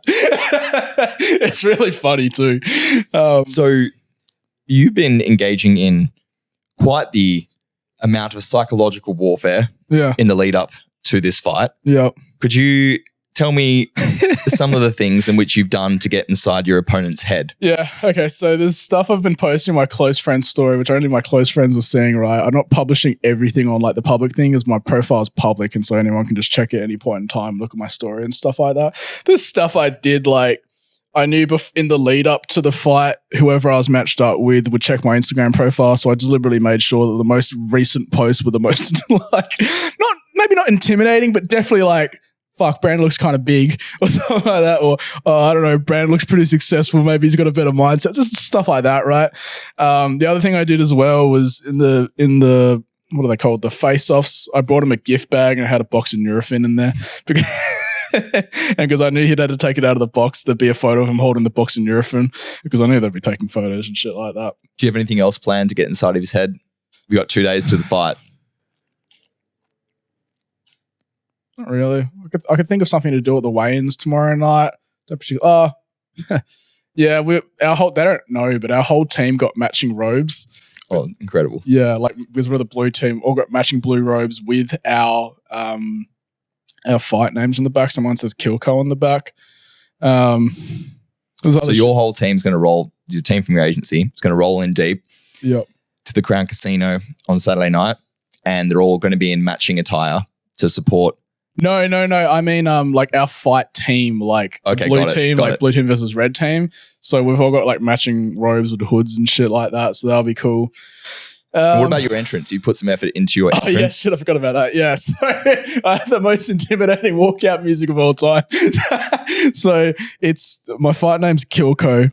The walkout music is a mashup of the announcement from The Purge, which is, I don't know if you guys know that movie, the horror movie. Yeah. So I've got The Purge siren, and then obviously because I used to be a DJ. All crimes, including murder, will now be legal. Yep, that. May God have mercy on you all. And then it's a mashup of the 3 songs that I listen to the most on a pre-workout high. So it's like it's fucking loud too. So it's like the last ditch effort as I'm walking out to the ring to put me in that same like hyper aggressive fucking state of mind. So yeah, it's honestly like the fucking scariest walkout music I've ever. Like I did some research on some other ones. The only other one I can match is Mike Tyson walked out to the sound of chains bashing on metal, which is just noise. You can walk out with silence of Mike Tyson. It's scary, right? But that was a good one. Yeah, I wouldn't want to be waiting in the ring while that's playing and I'm walking out. Are you walking out second? I don't know. I was going to ask today. Hopefully I'm walking out second. You should. Yeah, I think you should make that happen. He'll hear it either way anyway. Do you think he is underestimating you? I don't know. I haven't really talked to him a whole lot. Doesn't really matter. Like, it doesn't really matter who I'm fighting. Just fight. So knock him out. Yeah, it's punch someone. I don't think anyone's ever been knocked out. Like, actually knocked out. It's all been like TKOs, but like I'll probably do a TKO from a liver shot. That fucking hurts. Like you're on your back foot once that lands. Like it fucking hurts. Like I made a grown man cry the other week when I landed one. How'd that feel? That was pretty funny. I gave him a hug afterwards. It was like we're on the same team. I fucking landed it. I was like, shit, sorry, bro. I gave him a hug. Like I'm a nice guy. Like I want to fucking, especially on the same team. Yeah, I made a fucking grown man cry from a liver shot. What does it feel like when you're in the ring and like you're one trying to inflict damage and two trying not to have damage inflicted upon you? What type of part of your brain does that tap into? Does your thinking logic brain just turn off and does your reptilian brain just take over? Yeah, no, it used to be that my thinking brain was too active. I've been working through this with my sports psychologist, so it's interesting you bringing all this up. I was just overthinking it too much before, and then I'd be too anxious, and I was too attached to the outcome, which is fuck, I might lose, whereas I wasn't focused on the process, which is what's the next punch or what's the next step and things like that. And so what you would need to be able to do is like trigger yourself to go from your thinking brain to your being brain, like I was talking before, so you can unlock that extra processing power. And so there's resets you can do, which are like physical, like for example, like if you just pinch yourself really, really, really fucking hard, it's a trigger or a reset to go from your thinking brain into your being brain. So the stuff I do, like you'll see me punch myself in the head a couple of times and yell and make like a stupid chicken sound in the middle of the ring because it's all you can think about.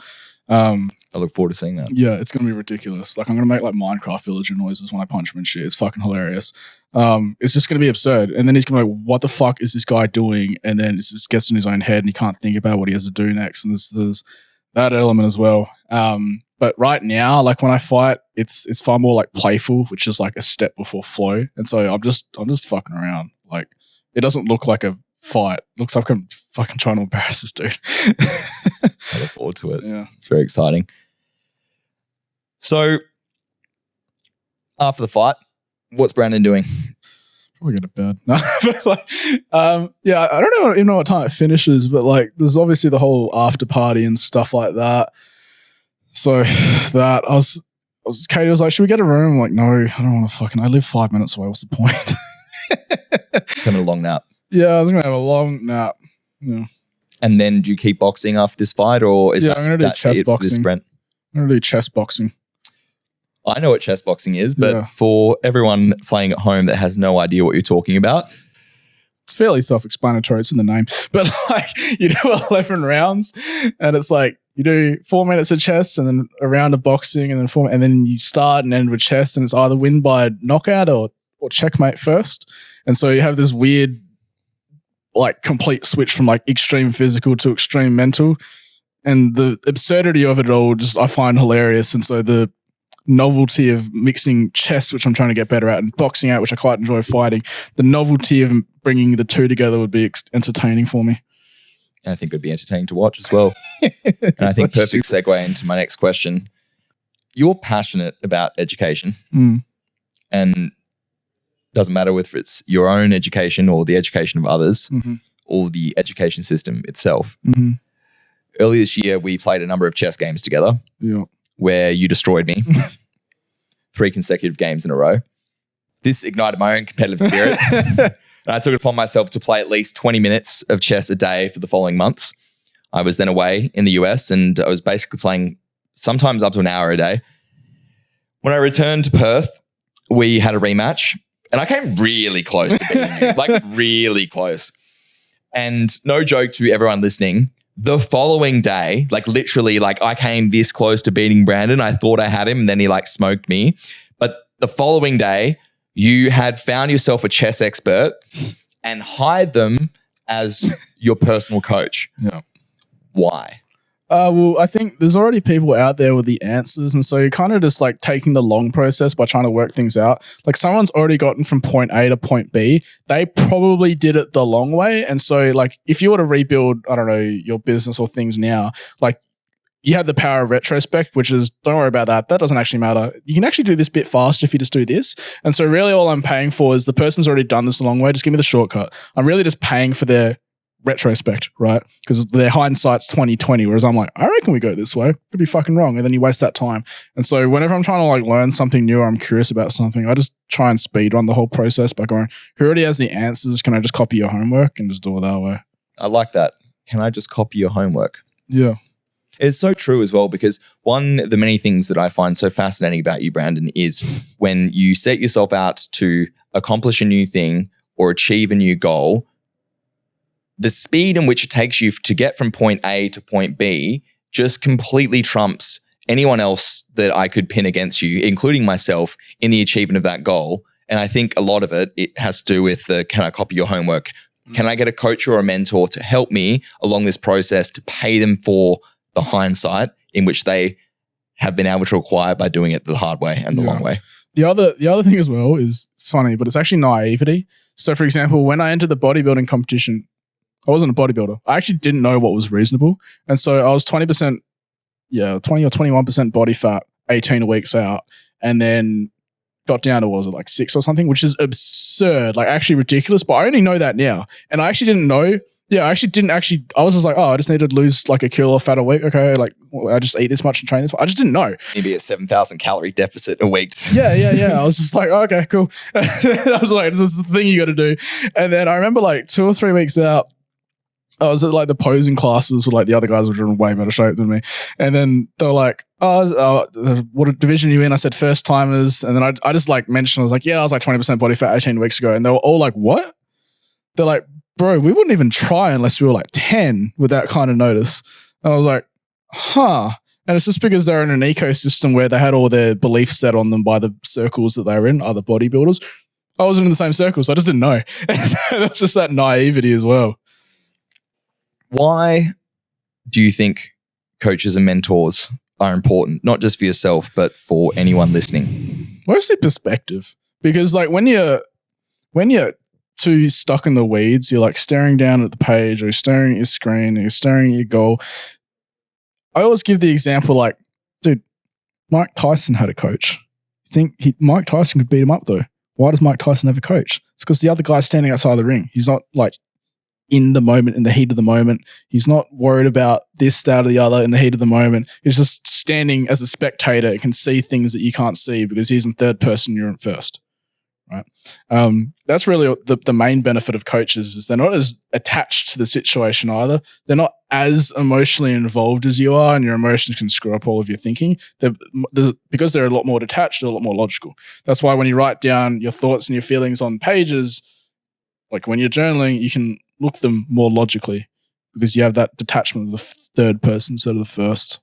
So I think that's the main benefit. Like I have fucking coaches for everything. There's like 5 people getting me ready for this fight. It's like I got a sports psychologist, I got a strength and conditioning coach, I got one boxing coach, I got another boxing coach, I got another one. It's just like there's 0 things left I can do to try and win this fight. Right? Even if I lose, I'm like, that's literally everything you could have done. The other guy was just a better fighter. And that's not just to this fight. That is representative. This boxing fight for Brandon and the way in which he's gone about preparing for it is nothing but merely a microcosm for how Brandon approaches everything in his life. It was the same with your bodybuilding last year. And it's the same with your business. It's the same with your own personal development. Yeah. And I literally do not know anyone else in my life that spends as much money on education, coaches, and mentors as what you do each year. How much do you think you spend? Like, this year, Like average it out over a month. Over a month? I couldn't average it over a month. Like, Well, go the year. in a year, I'd probably spend like 60, 70, $80,000, something like that. This is someone that dropped out of university because he didn't see the value in what he was being taught. And now he spends 3 to 4 times the amount of his entire degree in coaches education and mentoring a year. Yeah. There's always a direct, like my parents talk to me about it. Mom was like, how do you spend all this much money on courses and education? I'm like, because there's like literally like a direct correlation. Like I did this sales course and now we doubled our sales. We're sweet there. Like it's just line goes up. Surely, Brandon, it had nothing to do with you taking that course. Surely. Yeah. It's just like there's like 0 examples where I've like done a course or a program or like had a coach and didn't get better at the thing. There's no examples. I can't think of any. And part of that's also is like I'm good at screening the good ones and the shit ones and the scam ones and all that stuff. But it's just like if you want to get better at the thing, someone's already better at that thing. So just pay him to give you the answers so you can get there faster. Otherwise, you got the opportunity cost of taking longer to get there, and you probably make a bunch of expensive mistakes on the way there. And so you either pay the expense of paying the person or just paying it yourself because you just fucked it up a bunch of times. Just do the thing. Which coach of yours do you think has had the most profound impact on you? Probably Rhett. Yeah, definitely Rhett. Rhett Coots. Yeah, Rhett, because Rhett opened up my eyes, like the whole, because I came into the thing like, I don't even know what spirituality is, Rhett. Like, I need you to explain that to me. And he explained it to me for like an hour. I was like, oh, wait, shit. Yeah, this sounds really, really interesting. Can you explain to everyone who Rhett is? Yeah, so Rhett Coots from United Mind used to be personal trainer and like, I think head of sales as well for Sam Ovens. And he has a coaching program called... he was Sam Ovens' personal performance coach, right? Yeah.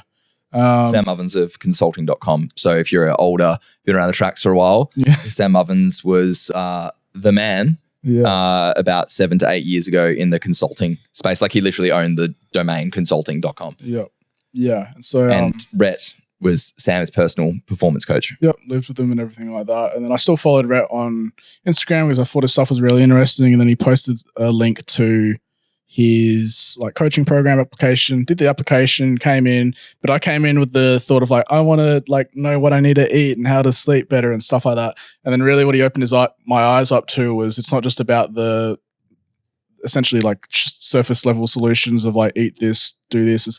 He opened it up to like purpose and drive and spirituality and actually figuring out what you're meant to do with your life and aligning your energy with all that. I was like, oh, yeah, it's just like, focusing on obviously sleep and all that stuff plays an important role, but if it's not underpinned by you wanting to do the thing that you actually want to do with your life, everything else just falls apart. None of the other stuff matters. Perfect example as to when your mixtape's been picked up by Skrillex. You're playing all these huge shows. You booked a tour. Things are all going on the surface like amazing for you, but on the inside you're just suffering, sad, and just beyond caring about what you're doing because you weren't aligned with your purpose. And then surprise, everything fell apart. Yeah, exactly. I just didn't give a shit about it. Rhett opened up my eyes to the whole spirituality kind of world and energy and that whole kind of umbrella of topics. What does spirituality mean to you? I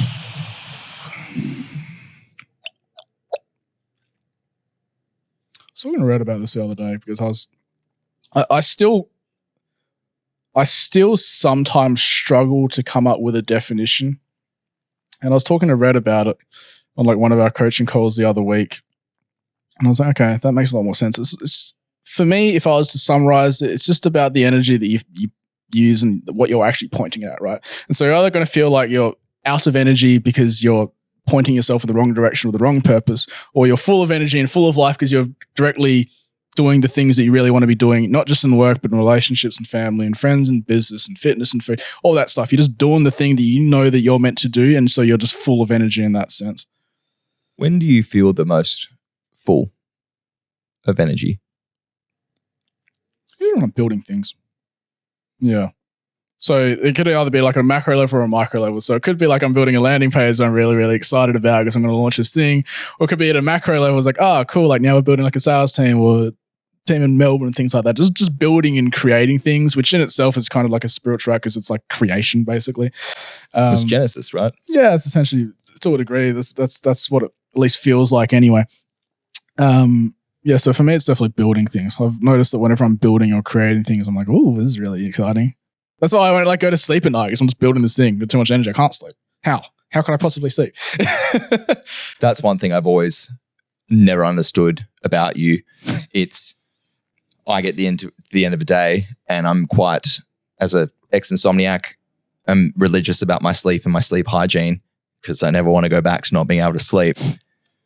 I'll go to sleep at 9 o'clock, be in bed for 10 hours and wake up, and then I try to fast from my phone in the mornings because that's the devil. And when I eventually check my phone after about 9 o'clock, I open up in Brandon's Instagram story. It's always one of the first people that pops up. Big fan. And this motherfucker has been up all night building some shit. And I'm like, bro, have you slept? Like, and also how? And then he's like uploading stories all day and you're like with the team on this sales call, bullying this person online. Then you're off to boxing training. I'm like, brother, you've probably slept for like 2.5 hours and you got to fight next week. Like, how are you doing this? Yeah, because and he's not on drugs. yeah, like because all that energy, it's like I think people. I was thinking about this the other day. People say they don't have time. You'll have the fucking time if you have the energy to do it, right? Because people go, "Oh, I don't have the time to do this. I don't have the time to do that." I'm like, "Show me your calendar. Show me it." And then firstly, their calendar's empty because they don't use the calendar. Secondly, when we actually do, when we actually do populate the calendar, I'm like, that spot, and that spot. They're like, well, when am I going to get time to rest? I'm like, why do you need a rest? If you really cared about this thing, you'd have the energy to do it, right? Obviously, we've got the caveat there's like burnout and things like that too. But I don't think you're going to burn out if you're pointing yourself at a thing that you really, really, really, really want to do. Do you believe burnout exists? It does, and the reason it exists is people point themselves at things they don't really care about, or that they're just really genuinely, intimately, intrinsically exhausted of. They just don't want to do it anymore. Like people get burnt out in businesses because they don't like either the business they're doing or the stage of business that they're at. But if you're just like constantly building a thing, like everything you know is exciting, how could you burn out? You want to do the thing, right? So do you think that burnout is less about having the time to invest in whatever it is that you're building or working on, and more about are you actually aligned with the thing that you're creating? Yeah, exactly. It's like alignment and purpose, right? Like if you're perfectly aligned with a purpose and this thing that you're doing is aligned with that purpose and you're 100% certain about that with zero doubt, how can you possibly burn out? You want to keep doing this thing. But if you're just like, fucking hell, I've got to do this thing. Well, if you're saying, I get to do this thing, fucking you're never going to get burnt out. You're like, I have to do this thing. All of your internal monologues just slamming on the handbrakes. You don't want to do this thing. And so the resistance is too high. If you take the handbrakes off and it's because you align yourself with the right purpose, there's no resistance. How can you burn out? You made an interesting nod to positive affirmations and positive psychology in terms of your verbiage just then. Mm. You used, I get to do this versus not, I have to do this. Mm-hmm. Talk to me about that. Why? Yeah, so I'm always careful with trying to analyze my own words. Because usually the words will obviously just reflect your own thoughts and your thoughts will reflect your own beliefs. And so if you catch yourself saying things that like, oh, why did I say that? Then there's probably something you need to unpack there. So if you're saying, I have to go to work, it's like, get to go to work? That'll be a better use of your language. Other examples is because you can use your language to spot your own limiting beliefs. And so for the example I always give is like, if I was just to say like, oh, Brandon, you have to be overweight because most of the males on your dad's side of the family have been overweight. It's just genetic. But then there's nothing you can do about that. And so if you like spot that, you're like, okay, well, how does that serve you though? Because now you can't do anything about it, right? And so you lose all of your power. And so if you can reframe that thought to something you can actually do about it, then it's much more empowering because you're not just like, I'm just a victim of genetics or something like that, right? So what do you think is a powerful verbiage that you, beyond the have and get, that you use to positively reframe things in your day-to-day life, or to trick yourself into doing something that you know needs to be done, but you don't really feel like doing it? When I think about it, I don't have any particular like go-to little hacks and tricks and changes and lingo. Mainly, the main tool that I use is just spotting them first, right? What do you mean? As in like spotting, like if I say like I have to go to work, I'll Got just it. spot that. I'm like, okay, cool. There's something there. There's something on your calendar you don't want to do today. So practicing that self-awareness. Yeah, it's more of practicing self-awareness rather than trying to like pep talk yourself into doing something. You journal, and journaling helps facilitate the self-awareness. And by extension, that helps you spot the areas in which your speech and your mind are playing games with yourself. Talk to me about your journaling habit. What does that look like? It's quite simple. I think I don't like to make it overcomplicated because then every single little thing you add like adds a little layer of resistance. Like if you had to like the bullet journal is actually a really great example. The bullet journal got really popular because it was they basically just rebranded lines and just gave you all these dots, right?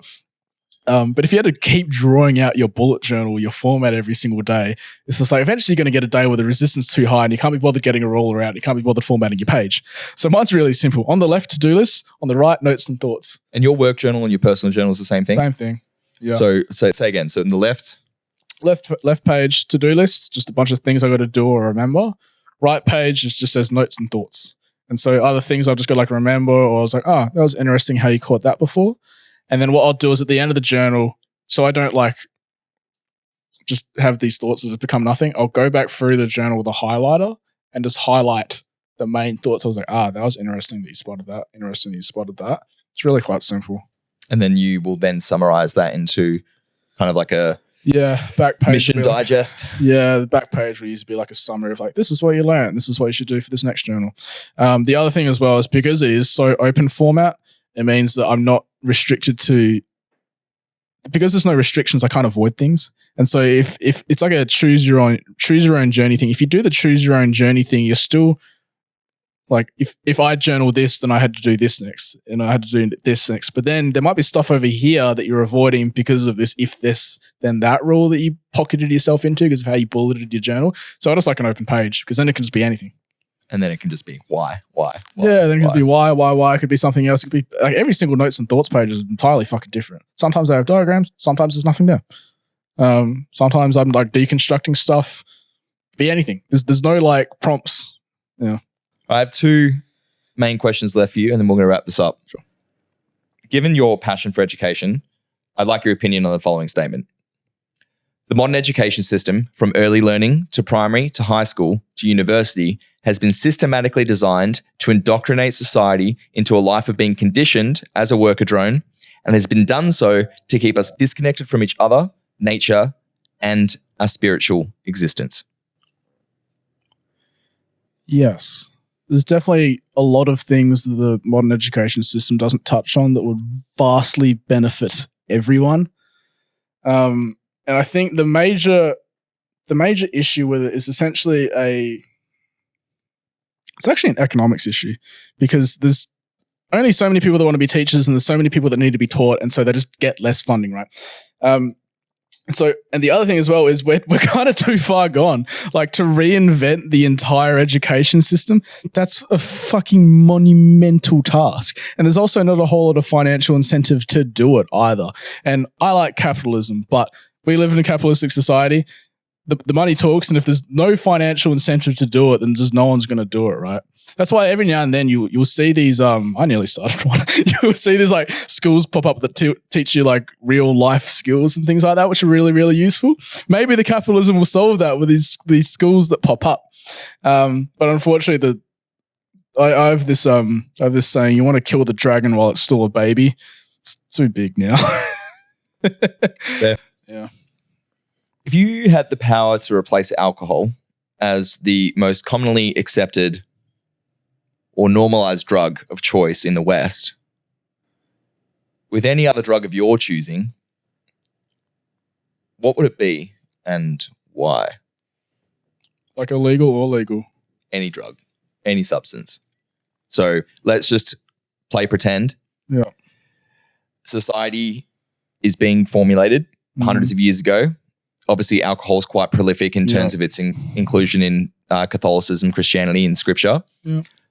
Let's pretend Jesus didn't turn water into wine. Let's pretend that Jesus turned water into X, and it could be any drug or substance. What would it be? Probably be a psychedelic. Probably be something like mushrooms. Why? So people can be more connected to their spirituality. Alcohol is a dark drug. Whereas mushrooms really kind of opens up your eyes. If I was to pick one, it'd probably be that. That or something like, I actually don't like weed, but probably something like that. Yeah. What do you think the world that we live in would be like if Jesus turned water into mushrooms? It'd be interesting. What would it be like? I don't know. I think, well, if you look at economies, there'd be a lot less nightlife. I'm curious about how social interaction would change, because a lot of social interaction is Predicated on the consumption of alcohol. Yeah, we're going to the bar and drinking and things like that. I wonder what we'd do, because I don't think it'd be mushroom trips because you can't really socialize too much. Depends what you like. I'm curious what the I'd really like to know what the normal social thing would be. Be interesting to check what other countries do where alcohol consumption isn't as high. I can't think of any. In the East, I'd say. Yeah. Now speaking outside my wheelhouse, but Dubai. Yep. I think a lot of countries that isn't alcohol, it's not allowed in Islam. Yep. Yeah, that's right. Oh, whatever they do. That's probably what we're going to be doing to socialize. So 5 quick fire questions to wrap up today's session. Sure. And I just want the first thing that comes to your mind. And if you feel like elaborating, go ahead and elaborate. What's one thing that you think we've all been lied about by society? Government's being in control. Government's not in control. Oh, yeah, I like saying that we're in a 2-party dictatorship. Yeah. Why? Pick one or the other. It's just the money that talks at the end. So by that extension, you don't believe that the government really makes the decision. You think it's the people that control the corporations that have the money, that elect the puppets to do their bidding for them, to masquerade around with the guise of democracy. But realistically, it's a corporate dictatorship. Yep. What do you want your legacy to be? That I was helpful in teaching other people, and that I was both a teacher and a student forever. Beautiful. On your tombstone, what will your epitaph read? Took you long enough. What do you believe the purpose of your existence is? Teach and be taught. What is the most mind-bending, reality-questioning thing that has happened to you during a meditation? I figured out how to send shivers down my entire body with like one statement, and I couldn't understand why it wouldn't work with other statements, but I could do it with this one. What was that statement? I won't say it. Okay. That was during a Wim Hof meditation, wasn't it? It was in a float tank. Yeah. Where can people learn more about you? Just follow me on Instagram. It's all there. You can learn a lot about me from my Instagram. Wilco Only Child on Instagram. How do you spell it? It's like Wilco, WILLCO.NLY child. Brandon, thank you so much for being on this pilot episode. I appreciate you. And I look forward to you. I forget his name, Kai. Something like that. I look forward to you watching. I look forward to you knocking Kai unconscious on Saturday. Thanks very much, Brandon. Awesome. Appreciate you. Cheers.